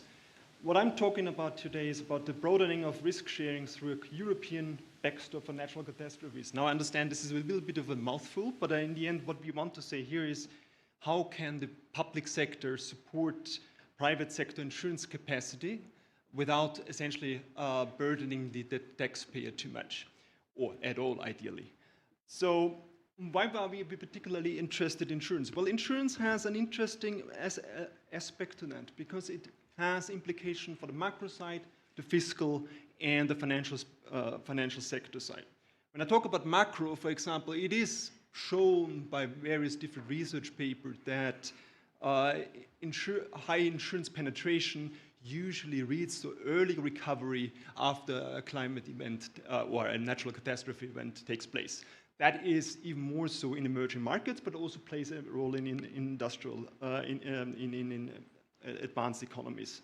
The second one is fiscal. Obviously, the higher the insurance penetration, the more coverage we find against the natural catastrophes through the private sector, means the lower the impact on the government's budget and on the taxpayer in the end. And the third one is the financial aspect, and here it's implicitly linked to what Ricardo just said. He was talking about the banking side. But in the end, banking is also is largely linked to what extent they have insurance in place, because companies might not provide loans if they do not have insurance in place. That has for two reasons. First of all, because the borrower faces that risk, and that risk is higher. And then they also don't have the collateral that is might well lose in value, and therefore the collateral is less worth. So basically, they are hit by two risks at the same time. We have seen in certain countries, like in some areas of Canada, for example, where the coverage or the loan provision by by banks has reduced as a risk in areas that are particularly prone to natural catastrophes. There is a clear link between the two sectors. So therefore, we, from an ESM perspective, looking at those aspects, obviously it also makes perfect sense to look into the insurance sector specifically. Now, I would like to show you a few examples of what we've seen in terms of the risk and why it is so important to look into this. Just looking at the last 2.5 years, we have Slovenia and Greece facing the most costliest natural catastrophe events ever. The same applied to Spain in 2024. We had the storms in Italy leading to the highest insured losses ever. We had the second highest flood losses in Europe in 2024 overall as well. And we had, if you look at the record high losses from the California wildfires that took place in beginning of this year. Now, obviously, we also have a lot of risk in certain countries are specifically exposed here in this region as well, specifically looking at Colombia, which is one of the highest exposed countries with 82% of the population being exposed to at least two types of natural catastrophe events and 86% of the total assets being exposed. Luckily, those risks in the last couple of years have not been that high, but in 2011 there was a massive event, and that coincided with the financial crisis as well. So you had this double whammy of implications for those risks. And by coincidence, obviously, before I came here, I got this warning messages from our travel agents saying, well, there's massive flood warning in Colombia. And I've just been told there have been fatalities recently in the last week as well. So it is something that we are seeing quite substantially. Now, the issue that we face as well is while those events getting more, the coverage by insurers is getting less. And there are many different reasons for that. Sometimes it's related to the policy design. Sometimes it's simply because the costs are simply very much increasing. The frequency of events is increasing and the intensity as well. The frequency can largely be related to climate change in general, but the intensity of the event is also a function of the fact that economic development is increasing as well. So the large Swiss research study had essentially shown that we have an average increase of 7% of the losses every year. This is mostly driven by the fact that more buildings are built in catastrophe-prone areas.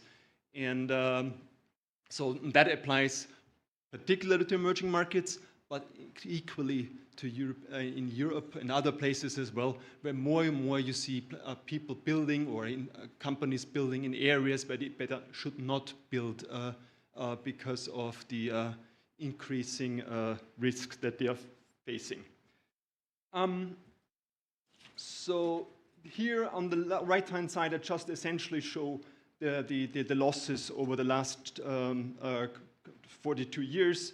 Now, if you look at the figures and say 42 years divided by the years and then take into account that these are 27 countries, now you might say for certain countries that might not be a big deal in terms of overall GDP. That's correct for some of the big players, but in reality, some of the smaller players, and I was talking about Slovenia beforehand, it means that this is a considerable issue. Now, how can we approach the risk of climate change and in general aspects? So there are different components of climate risk. It essentially consists of 3 factors: hazard, exposure, and vulnerability. The hazard aspect is related to the mitigation aspect. This is something that is obviously highly relevant, but it's not really targeted at the work that we are looking into. We're looking at aspects that have to do with adaptation to the in the widest sense. There is obviously preventive measures to reduce the risk of people or in industries before a risk happens, and curative elements. Curative meaning that you basically have some safeguards once the risk takes place. This is predominantly the factor that I'm looking into, because that we are looking into insurance aspects, but obviously there's a direct link between preventive and curative measures, because the more prevention you do, the lower the risks that you actually eventually face. As we have seen and have mentioned, insurance protection is essentially something that is the protection is getting smaller, and the difference between the economic losses and the insured losses is quite substantial in many countries. When we want to analyze this development, then obviously we need to break that down into different perspectives. First of all, you have an uninsurable gap. That is essentially the gap that is simply because of the risk that being so high that is simply uninsurable. So they are not something that the private sector could handle at all. But there's then this insurable gap, which we can separate between 2 aspects. It's the capacity is not available, and the capacity is available but is still not insured. The capacity not available means that there are certain supply and demand factors that reduce the availability of insurance, simply because people feel that there might well be the government bailing them out anyway. There is lack of risk awareness. There are also the costs that are considerably high, that people say, I'm rather take chances and do not protect myself. But also there is this issue that insurers themselves on the supply side essentially might take into account that the risks are so uncertain and so difficult to manage for them that they rather not provide that service. Now, there are different messages from the industry that we get on that, but in essence, these are the factors. Now, the measure that we're looking into is essentially providing a backstop to that, and that could, to some degree, reduce the factors that we are talking about, namely by providing a backstop to the insurance available, you have more certainty in the risk that you're facing, and therefore you can might well be able and willing to provide more capacity. Here just to mention, when it comes to how insurance is provided or risk sharing is done in Europe and also in other countries, pretty much every single country has its own approach. So that makes policy design particularly challenging, but in essence, the general aspect all works in the same way. You have potentially a deductible at the beginning, so that's the part that the policyholder needs to, that risk that he has to pay himself. Then there is the primary insurer.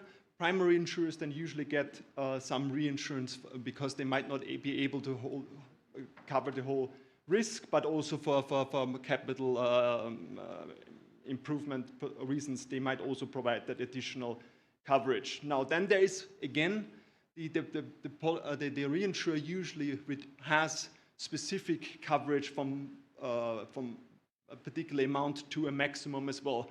Theoretically, everything above then would be, again, for the primary insurer to cover, but in reality, the contracts are such that they might cap that at the level of the reinsurance, so therefore you might not have additional coverage. And as you see here, not necessarily, it's just for illustration, you basically see this additional capacity gap that we have and that we want to reduce. Here's a way of how one can look at this as well. So you have, again, it's just a different way of showing the example. But in the end, we're showing here that how an insurance backstop could apply to this solution. So you have the primary insurer, they have the reinsurer, and then you have an insurance pool, essentially, that bundles the risk in one place after a certain level of risk takes place. Now, and that pool can either provide direct protection through premium as well, but the backstop could also be used as one solution that essentially they cover the whole losses as a loan in a loan-based system, and the insurance pool essentially deals with administrative losses. Obviously, the insurance industry, we are saying that this might well reduce the insurance loss, the losses to the insurers, and also we are hoping that is reducing the premiums that will be charged. Not necessarily, obviously, the industry will take into account if there's backstop, and we basically designed that as a loan, it has to be paid back. That will be incorporated into their analysis on their premiums, but we work on a basis given that this is at the very high end, or the very last loss tranches being so high that essentially the actual effect on the premium is manageable and low. Here, as we're saying, the insurance pool bears the losses exceeding the reinsurance limits. To cover the losses and enable fast payouts, we need a backstop facility that provides a loan to the pool. And the individual insurers obviously need to contribute to the loan payment in the medium term. We're basically saying, well, it's not necessarily a loan that has to be paid immediately, but it's something that is paid back over a period of 5 to 10 years.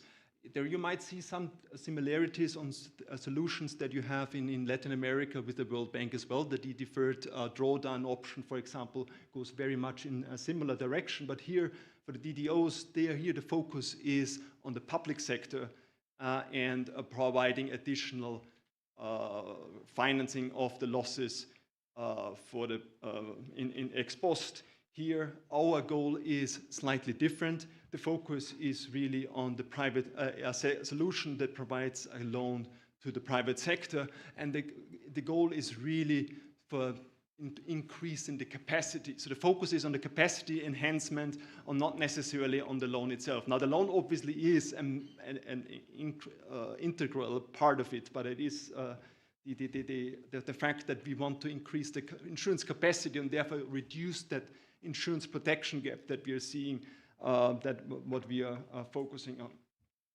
Now, there's also other ways of dealing with that. One consider, for example, think about a cat bond solution, or a similar type of cat bond solution where the insurance pool is the issuer of a cat bond, and then that backstop facility is the sole investor in that cat bond and provides the financing of that. The political or the issue with that solution is that even if you design it very well, you will have every now and then you have losses on that cat bonds for the investor.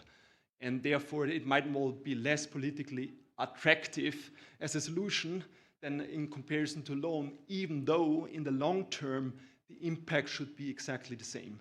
So if you design it in the form of a cat bond, or if you design it in form of a loan backstop, should be result, if it's well designed and well calibrated, obviously, should end up with the same results. Here is a quick way of how we essentially look into this. Essentially, when is such a loan-based backstop actually attractive? To be beneficial is such what we say fiscally neutral, because we don't want the taxpayer to pay the risk for it. This loan-based backstop needs to be financially attractive to insurer, because otherwise, why would they increase the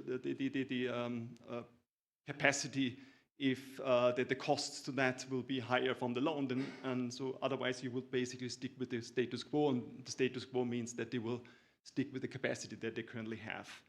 And the second objective is you want to avoid adding a cost to the taxpayer. So it has to be a solution that is designed in a form that the taxpayer does not have to contribute in the long term. So when we look into this, essentially what we need to have is a cost to loan to be less than the raising capital on the financial market after a catastrophe event takes place. The cost of capital for insurers, you have different situations across countries, but it's somewhere between 6, 8, and 10%, depends on which sources you look into. And that is essentially to some degree then the benchmark. Why I'm looking only at in particular in the cost of equity, simply because that's the main form of capital that insurers raise. It's not on the bond side, it's really on the equity side. So that's essentially the benchmark. At the same time, you can very well analyze the cost of that backstop by basing it on a system that is similar to these DDOs in the World Bank, but also an example would, for example, be the ESM's own backstop to the Single Resolution Fund. So you basically have the costs of an upfront fee of a certain amount. You have a margin rate that you want to charge because you will not do that for free, obviously, and you have to deal with the administrative costs as well of that system. And then you have a service fee and the risk-free rate that obviously can change over time. So overall, based on a quick analysis that we have done, we essentially see that in most instances, you would find a situation where a backstop is beneficial for the insurers. So from their perspective, providing additional capacity, they will have the advantage of having this additional gain that they get of enhancing the capacity, but at the same time, the losses are somewhat lower than they would otherwise have. So from that perspective, there is an incentive for them to provide that additional service, and that can reduce the protection gap. Now, in summary, actually, what I want to say is this is obviously just one element of many. As I mentioned at the beginning, adaptation is obviously one of the crucial aspects that we should not forget. In many cases, also recent papers by Swiss Re and Zurich and others have essentially shown that this is the area where they think there should be most focus on. The other aspect is we are looking mostly on the demand side. So on the supply side. The demand side obviously is one crucial aspect which we should not forget, because in the end, if there is no one who is buying insurance, then obviously you have some limitations in terms of how that measure works. There are obviously different ways of dealing with that, but for in particular, risk awareness raising is obviously one aspect that really helps. Now, obviously, to some degree, the time inconsistency for governments providing a bailout to the households or the other, in the case of natural catastrophe, risk is obviously high, so that's something that one needs to take into account when analyzing those things. But it is there are different ways of approaching also the supply side aspects, leave alone making the insurance mandatory. There are different views on whether there should be done. And the last point, obviously, that's really crucial is data. The quality of data is, well, there is room for improvement. There is, in many cases, there is a lack of information, and we need to build further work on in order to ensure that we can better calibrate our analysis. And that's currently a work that we are working on, trying to understand better what the risks are. And I think I'm now at 0. Thank you.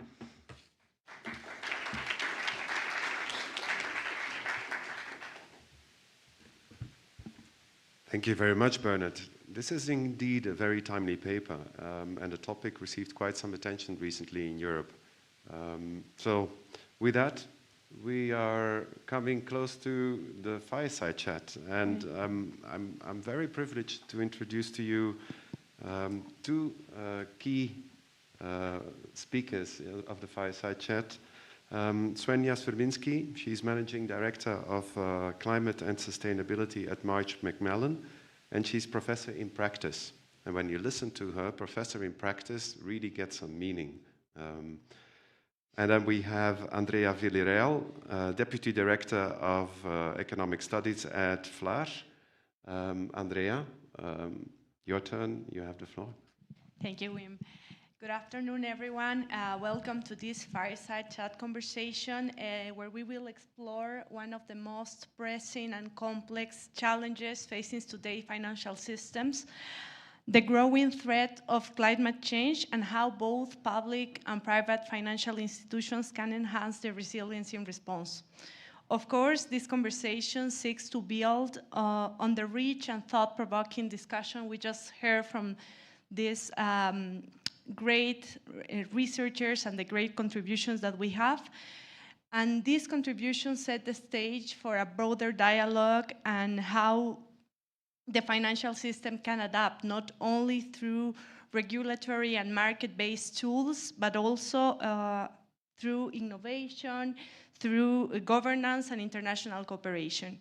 To help us navigate these issues, we have with us Professor Svenja Surminski. Thank you, Professor, for being with us today. Let me begin with a topic you've explored extensively, and that was also mentioned in some of the presentations we just heard, and is the physical dimension of climate change. You've written about the concentration of physical climate change, especially in urban areas. How can financial institutions assess and account for location-specific risks and vulnerabilities, particularly in regions with poor infrastructures and limited adaptation capacity? Okay, well, first test, okay. Well, thank you. First of all, it's a real pleasure and honor to be here. Thank you so much for the hosts and organizers. I'm still looking for the fireside that we are. I thought we were sitting around a fire, but well, maybe later tonight. It's my first time in Colombia, so I'm very impressed. And I'm very pleased that you've chosen this topic. It's a topic very close to my heart, and it's fair to say that I spent all my career working in this field for insurers, advising governments, in academia, as a visiting academic at the Bank of England, and now at Marsh McLennan also working with the private sector on many of the solutions that we were just discussing here. And I'm particularly keen to also hear more from you, because I'm currently working with the IADB on a report for COP on adaptation across Latin America. So anybody who has some case studies they want to share with me, come and see me. So, I think from all of this, and the reason I'm mentioning it is all of this work has made it really clear that, climate risk must move from the periphery to the core of financial and economic decision-making. And that's quite easy to say and very hard to do. So at the end of the day, it's about mainstreaming. And I have some colleagues also in the insurance sector who always say, well, in 10 years, we hope that our job won't exist anymore, because then everybody will do climate analysis and everybody will take climate change into their decisions. And I don't really like saying that, because I still want to have a job in 10 years' time. But I think that as a mindset is probably quite helpful. So, climate risk isn't an add-on. It's a new lens through which fiscal financial stability must be viewed. And we need data and tools. And I come to the the vulnerability aspect in a second. Because I think we have never had better data. And we actually had never had so many tools, and some of them were showcased throughout today, and we'll hear more about that later. But what is really important is then the integration of these insights into decision-making. And I think this is still a big, big challenge. It's still a big challenge in the private sector. It's still a big challenge working with ministries of finance. So I work with the Coalition of Finance Ministers. Big focus there is on helping to use the data and the tools in decision-making. And then it's also for regulators and other organizations. So I think when we talk about particular physical climate risk, I think we need to keep in mind these risks can be intensely local, but also systemically consequential. So that's usually my starting point when I unpack these things. Because you asked about how can we kind of address the bridge between, some of these impacts are really localized. And then we want to understand how this plays out at a macro level. And I think, just a couple of quick points from my experience. So the first one is anybody, be that private sector or public sector, really needs to clarify the purpose of their analysis before they actually conduct an assessment. That might sound almost patronizing, but it is really important because we have all very different purposes when we run this analysis. And too often things are just not fit for purpose. And then I think once you've done that, also consider localized and stakeholder-driven data. And that can be the hard thing. And I know this from working, for example, on city solutions, around risk solutions. So you basically have to work with stakeholders that own the data, but they don't know that they own the data. So you kind of almost set in motion a process of identifying that. And that's the same also with businesses. Owning data or having data doesn't mean that people can use it. And then you have to assess the full risk equation. I think we've heard this earlier, this notion of hazard, exposure, and vulnerability. And that's really sort of the magic equation when you look at this. And unfortunately, most tools have weaknesses on all three. So really understanding that. And then the other thing, and that's maybe the hardest part, these points are from simple to harder. So the next one is rethinking risk. Because climate, it's also a challenge because it is complex. And we're looking at it often through looking at averages.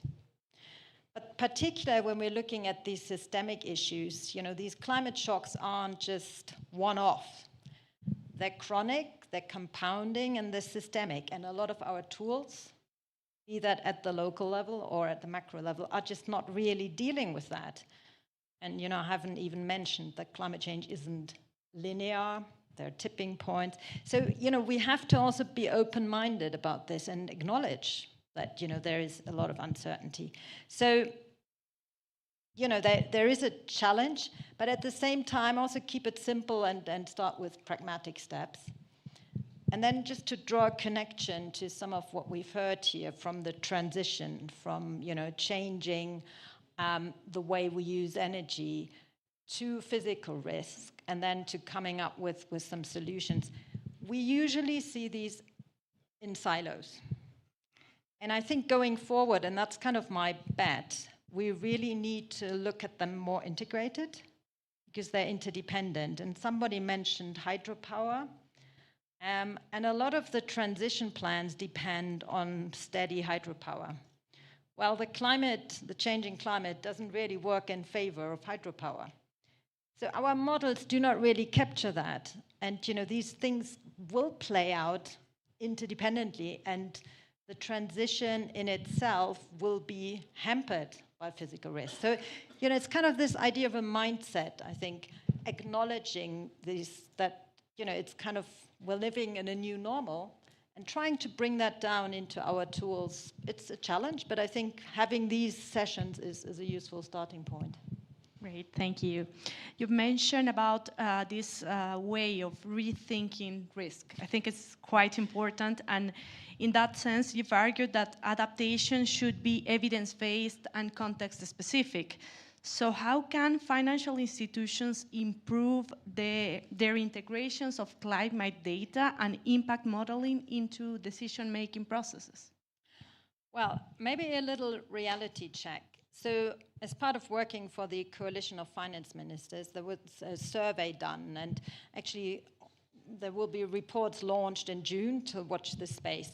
So in the survey, 81% of finance ministries that responded, and I think this was covering around 50 different countries, said that they hadn't yet integrated physical risk into forecasting or fiscal planning. 81%. So that's the integration part that I mentioned earlier. So I think for all of us, the question is acknowledging the data and the tools, but then focusing on the integration. And I think a couple of practical points to your question. I think linking climate risk to core mandates and considers how some of these existing tools can be adjusted. I mean, it's not just walking in there and revolutionizing and changing everything. No, there are some good tools like, stress testing, and we see that happening, stress testing for financial stability, or in the insurance context, risk layering is a really useful tool, and you can apply that to climate to show how solutions can be packaged. Or, there are countries that are doing fiscal impact analysis for these shocks. And then I think using appropriate tools, and there are really a good number of innovations coming out. And again, this report for the Coalition of Finance Ministers will flag some of these. The IMF has produced some innovative tools. There's a Climata tool that a lot of countries are starting to use. But I think, sort of embracing even pragmatic approaches. You can look at some regional projections. You can even do structured spreadsheets to start. You have to start somewhere, and I think that's important. And then I think maybe also a question around harmonization of some of these approaches, and that could be particularly interesting for this group when you try and compare this across regions. And I think that may be something for this group to actually consider, how our approaches actually compared, and is there a degree of harmonization needed? Thank you. Very, very important points for interregional work that we would like to enhance after this type of seminars and discussions that we are having. Now, connecting to the insurance sector that was explored by Bernard, and that he mentioned that it's very close related to the financial sector, how can the insurance sector move from reactive compensation models to proactive risk reduction frameworks? And what are the institutional barriers to achieving this shift? Yeah, I mean, it's an important point, and it's one piece in the puzzle. And I think the way that you presented this, I would agree. The conversation shouldn't start with insurance, but with risk. And in order to close the protection gap, we need to close the resilience gap. And that might sound like semantics, but it's about the perspective. And we call this at Marsh McLennan like a holistic approach. And I think often we jump to the conclusion when we look at the insurance challenges that we see in California or in other regions after events. The starting point of the question should not be what is wrong with the insurance, but what is wrong with the risk in the first place. And then I think also understanding that insurance is not really there to underwrite certain losses, but to really provide cover for uncertain and unexpected things. So there's also an assumption that we actually need to manage these risks better for insurance to actually continue to play its role. And with that comes, this notion of actually making insurance not a payout system for predictable losses, but something that incentivizes risk reduction. And I think this is now increasingly recognized also by the sector, not fast enough, if you ask for my personal opinion. But, there are some examples of, sort of pricing and signaling risk is an important point. And, I think you had on your slide, Bernard, you had sort of penalizing price. Well, if the risks are high, you need to signal that the risks are high, and that has obviously social implication, affordability implications, but then we need to address that.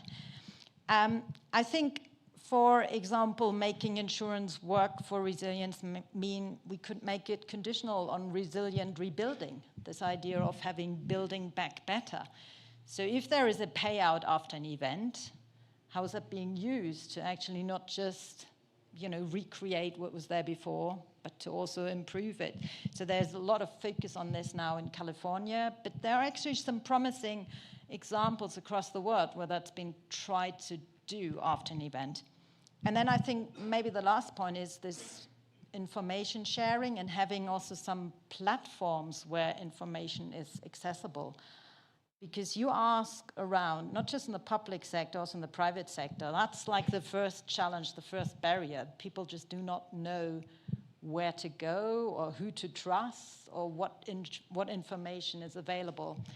And that will require some investments on both public-private side. Unfortunately, we see some trends going against that. And in the US, what is happening to NOAA, for example, all the data and the collections there been sort of disrupted. And that has implications for how we can then use tools such as risk financing. So, it's a mix, and it needs efforts on both the public and the private side. You've mentioned that information sharing and risk reductions are crucial points in order to build a joint agenda. Given the complexities you've highlighted and the growing macro-financial relevance of climate risks, both physical and transitional risks, how do you see the role of regional financing arrangements in supporting countries' effort to enhance financial resilience? Well, I think having such an event here is actually a really good exercise to recheck on where we are across different regions. I think there is a lot it's kind of building this community of practice. I like that term because you often have within organizations people who actually have a lot of expertise and work. So I think connecting them is a good starting point. I think we have hopefully come to the conclusion that there is a mandate. I would think maybe last year, 2 years ago, we would have spent a lot of time debating whether there is a mandate. I hope we have kind of crossed that bridge, and I haven't even laid out why I think there's a mandate, but we heard that earlier. So I think climate change is a risk to financial stability, so there is a mandate. And then I think in terms of action, maybe sort of 3 areas. I think, this idea of removing or promoting action on risk disclosure and having, sort of these data platforms is probably a good one. I think, and this is not just for regional, mechanisms, but it's also more widely, we really need to remove barriers to investment and adaptation, and we can maybe unpack that. And then close the protection gap. That's kind of picking up again on your presentation. I think it's an interesting proposition there of how we can harness private sector capabilities, remove barriers, and at the same time also then protect public balance sheets and have these sort of backstop mechanisms. I think, maybe last point, when I say community of practice, I think it's really important to bring also those together who work with these tools and run the analysis and compare their thinking and sort of create, knowledge sharing initiative within the different bodies. And I think that is something that can then also spur innovation, and, we can learn a lot, from comparing our approaches. Great, thank you. Very important recommendations for the RFAs. Unfortunately, we ran out of time. Thank you for sharing your valuable insights with us today. I don't know if you have any final comment or thought you would like to share? Well, on the modeling side, maybe, so I mentioned that this is complex, but we do not need perfect models in order to take action. So kind of like, strategic judgment and practical tools will also get us quite far. And it's kind of progress over perfection. I think sometimes people feel, this is all, we'll put that in the wait and see, and we're waiting for better tools. Well, unfortunately, we do not really have the time for that. And so it's a balancing act. I understand that, but, I think, that's probably quite a pragmatic approach. And recognizing that, you are, wherever you sit in your organizations, you're not alone. And there are private sector colleagues who are looking at this from the other side, but facing the same challenges. So I think that's probably another, sort of observation that I can bring in helping to bring those together. And just give very practical one example. There's growing concern in a lot of countries that they will not be rewarded for adaptation, that they will actually get penalized for more, once we start really seeing how physical risk play out, they feel that, for example, by sovereign risk investors, they will sort of avoid these countries. And, I think that's a really important one, which going forward, we really need to see how we can bring resilience and adaptation investments into these discussions. So in order to not just, sort of blacklist countries and regions, but to sort of reward adaptation and resilience efforts. And I think, if we don't do that, then, I think financial stability in those countries will be a real challenge. Great. Very, very valuable insights from you, Svenja. Definitely your contributions have helped us reflect more on the role of financial system in addressing climate change threats. We ran out of time, as I mentioned previously. It's been a pleasure having you. I go back to you, Wim. Thank you very much. I think it's now time to open the floor to the audience before we go back to the panelists to have a quick response. Any questions from your side? Please. I have two questions. The first one to Laura. I mean, I was struck by the massive difference in carbon prices in the chart you showed, which is like 1 to 10, which from an economic perspective doesn't make any sense because it's a fungible, I wouldn't say asset, but the opposite. And are there any attempts to, at least at a regional level, to integrate the carbon trading so we would sort of get one price and probably a more efficient pricing of transition? And the second one is to Bernhard. So you mentioned briefly catastrophe bonds. I worked on this briefly many years ago, and I was struck that by that time none had ever been triggered. And I wonder whether that market has actually taken off and whether it will take off at some point, and if it does, whether it can actually help countries, in particular in Latin America, to insure against risks. Anybody else that wants to come in? Nicola? To work? Yes. Quick question to Ricardo, because you mentioned the impact of extreme weather events on physical assets, but also on portfolios asset quality. And you reported the result from the survey or the importance of the two. But my question would be, from a quantitative point of view, what really matters for banks? Is more the physical risk or the quality of the portfolio? Yes, please. So thanks very much. Very interesting panel. So I'll limit myself to two questions. For Ricardo, so in LATAM, there's other initiatives to increase climate finance through public banks. Now you have Barbados with their blue-green bank. You have CAF, which is, rebranded itself as a blue-green bank. How does this change the landscape, and do you think it can influence the private banks? And then the question for Bernhard about this backstop. What kind of, I guess you're doing calibration exercises to see what kind of size of a backstop would be needed? I have no idea what kind of size is being thought of. And if you could share some details on that, that'd be interesting. Thanks. I take one more question. I think I saw one here.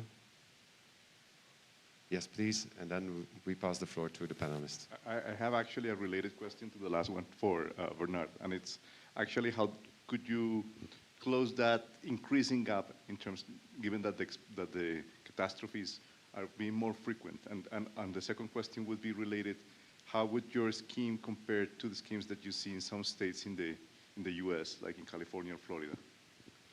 Thank you very much. Bernhard, we start with you, and then we go to the other panelists? Or do you want to start, Laura?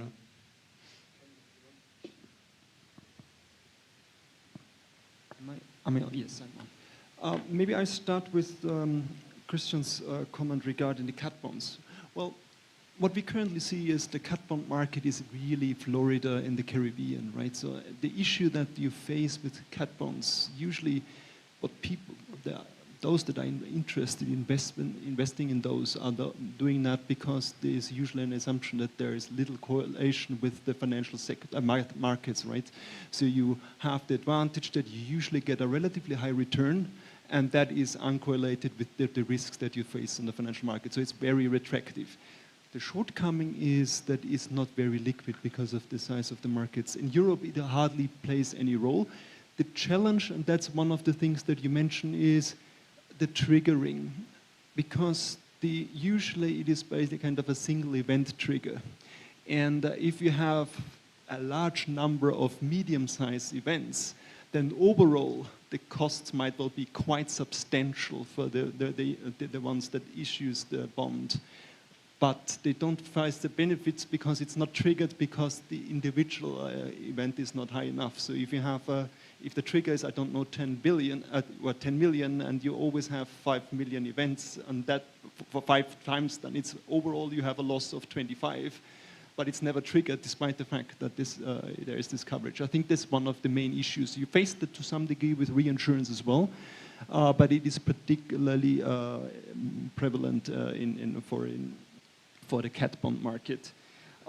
That said, there is a lot of interest in every now and then saying people, well, it would be great to get the capital market interested simply for the benefits that you might face as an investor, but also it could work. In terms of the question, what be the size needed?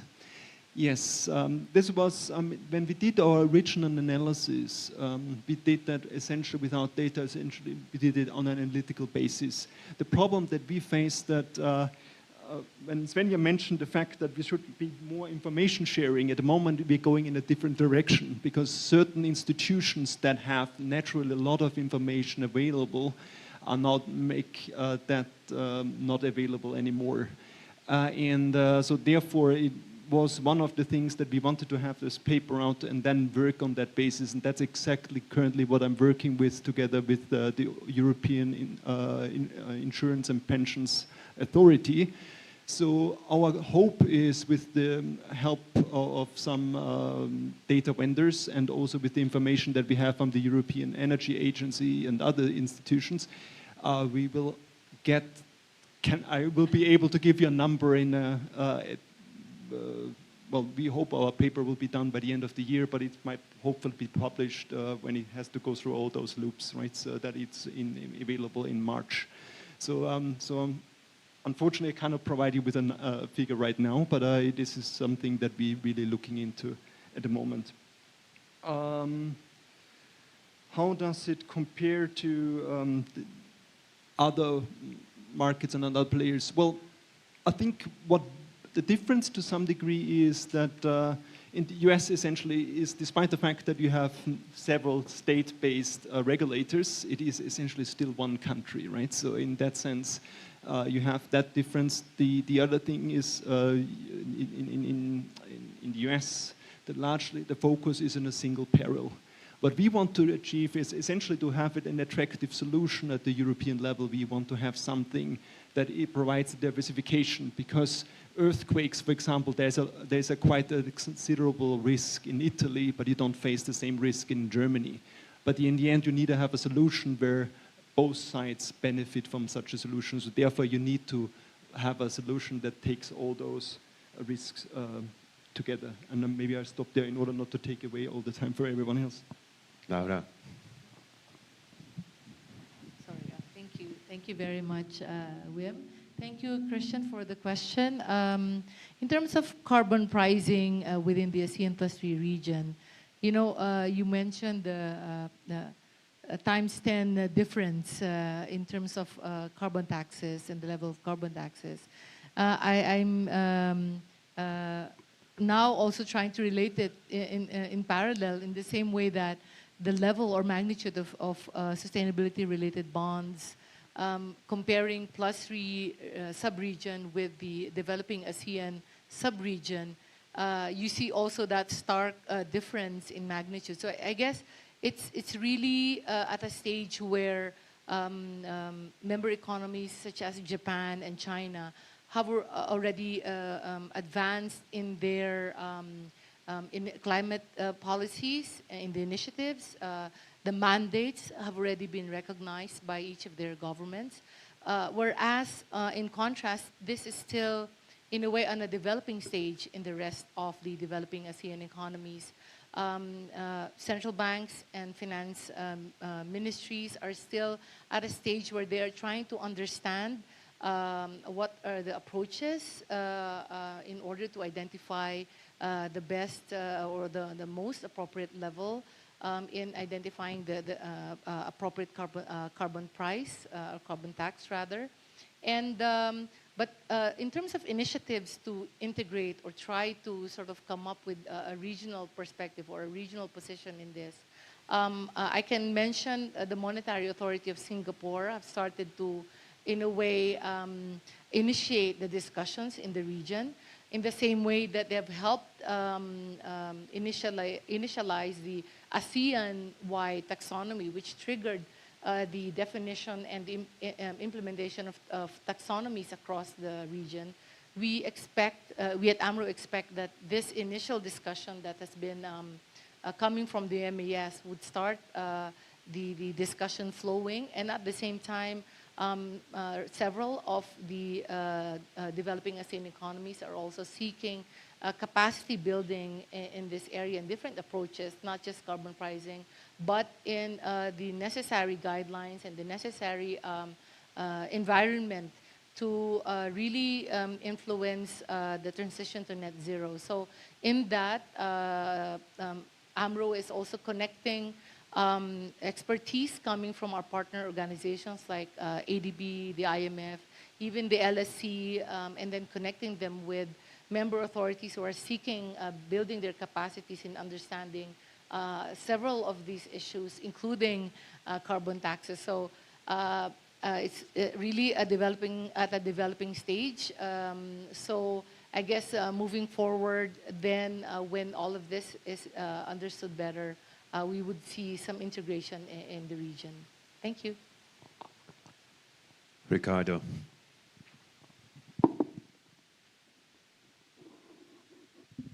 Working now. So first to Nicola's question, clearly the portfolio is more relevant than the direct impact, I mean, given the exposures. But it's still quite non-negligible, the impact, the direct impact, especially in areas more exposed to the acute risks. Say, there is a specific example that happened last year when we were launching the survey in Brazil.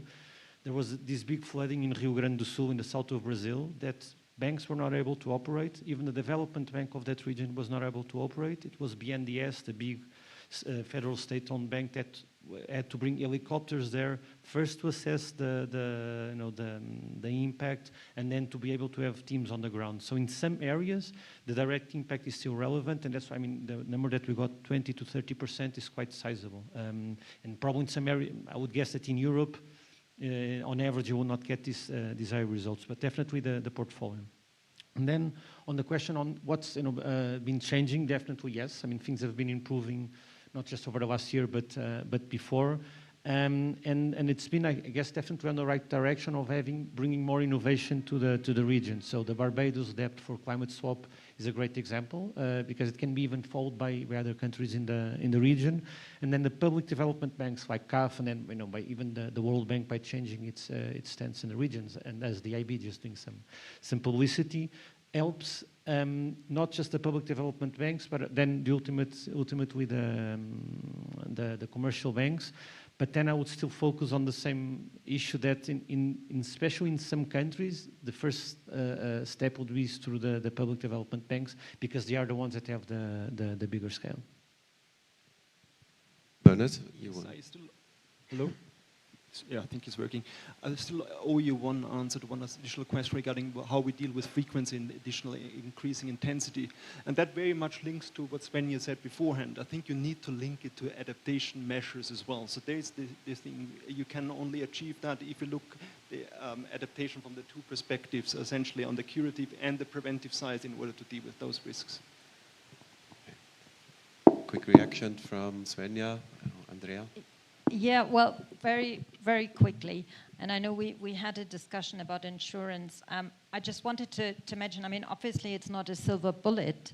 And I know there are growing concerns about the availability of insurance. But what I can say is there is significant capacity. I think the supplies, I'm actually not too concerned at the moment about the supply side, but more about the demand side, in particular at a macro level. And I think this is something that often is not really clear when you have these tools, even sort of pools, they can take years and years and years in the making.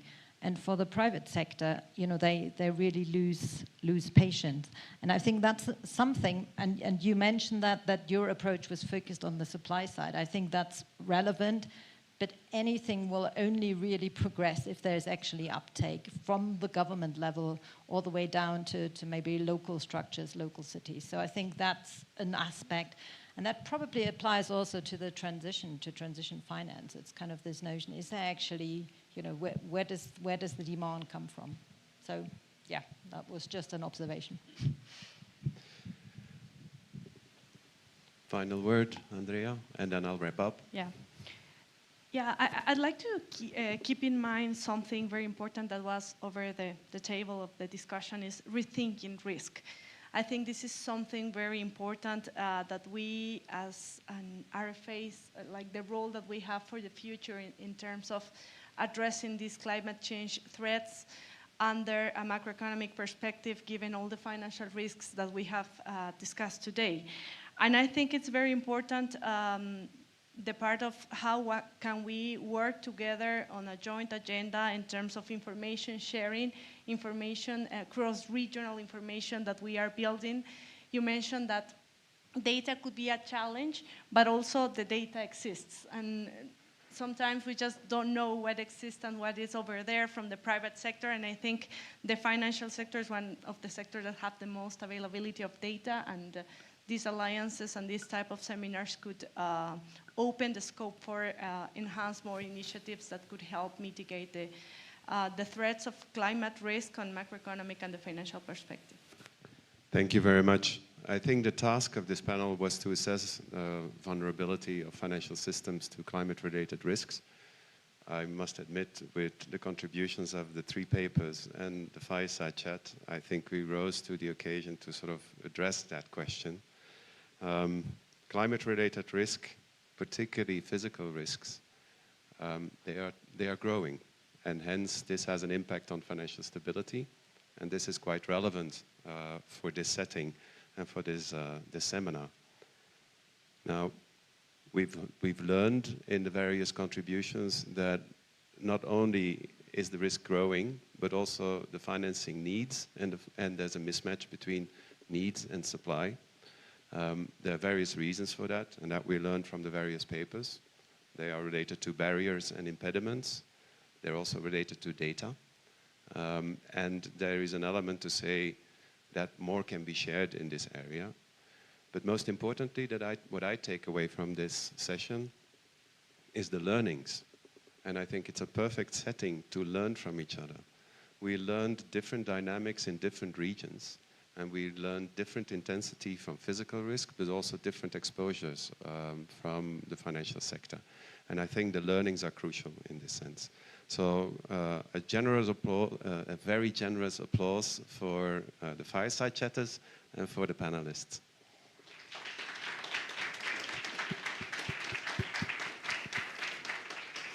And now I'll pass the floor to Felipe with the most important news that is coming our way. Lunch.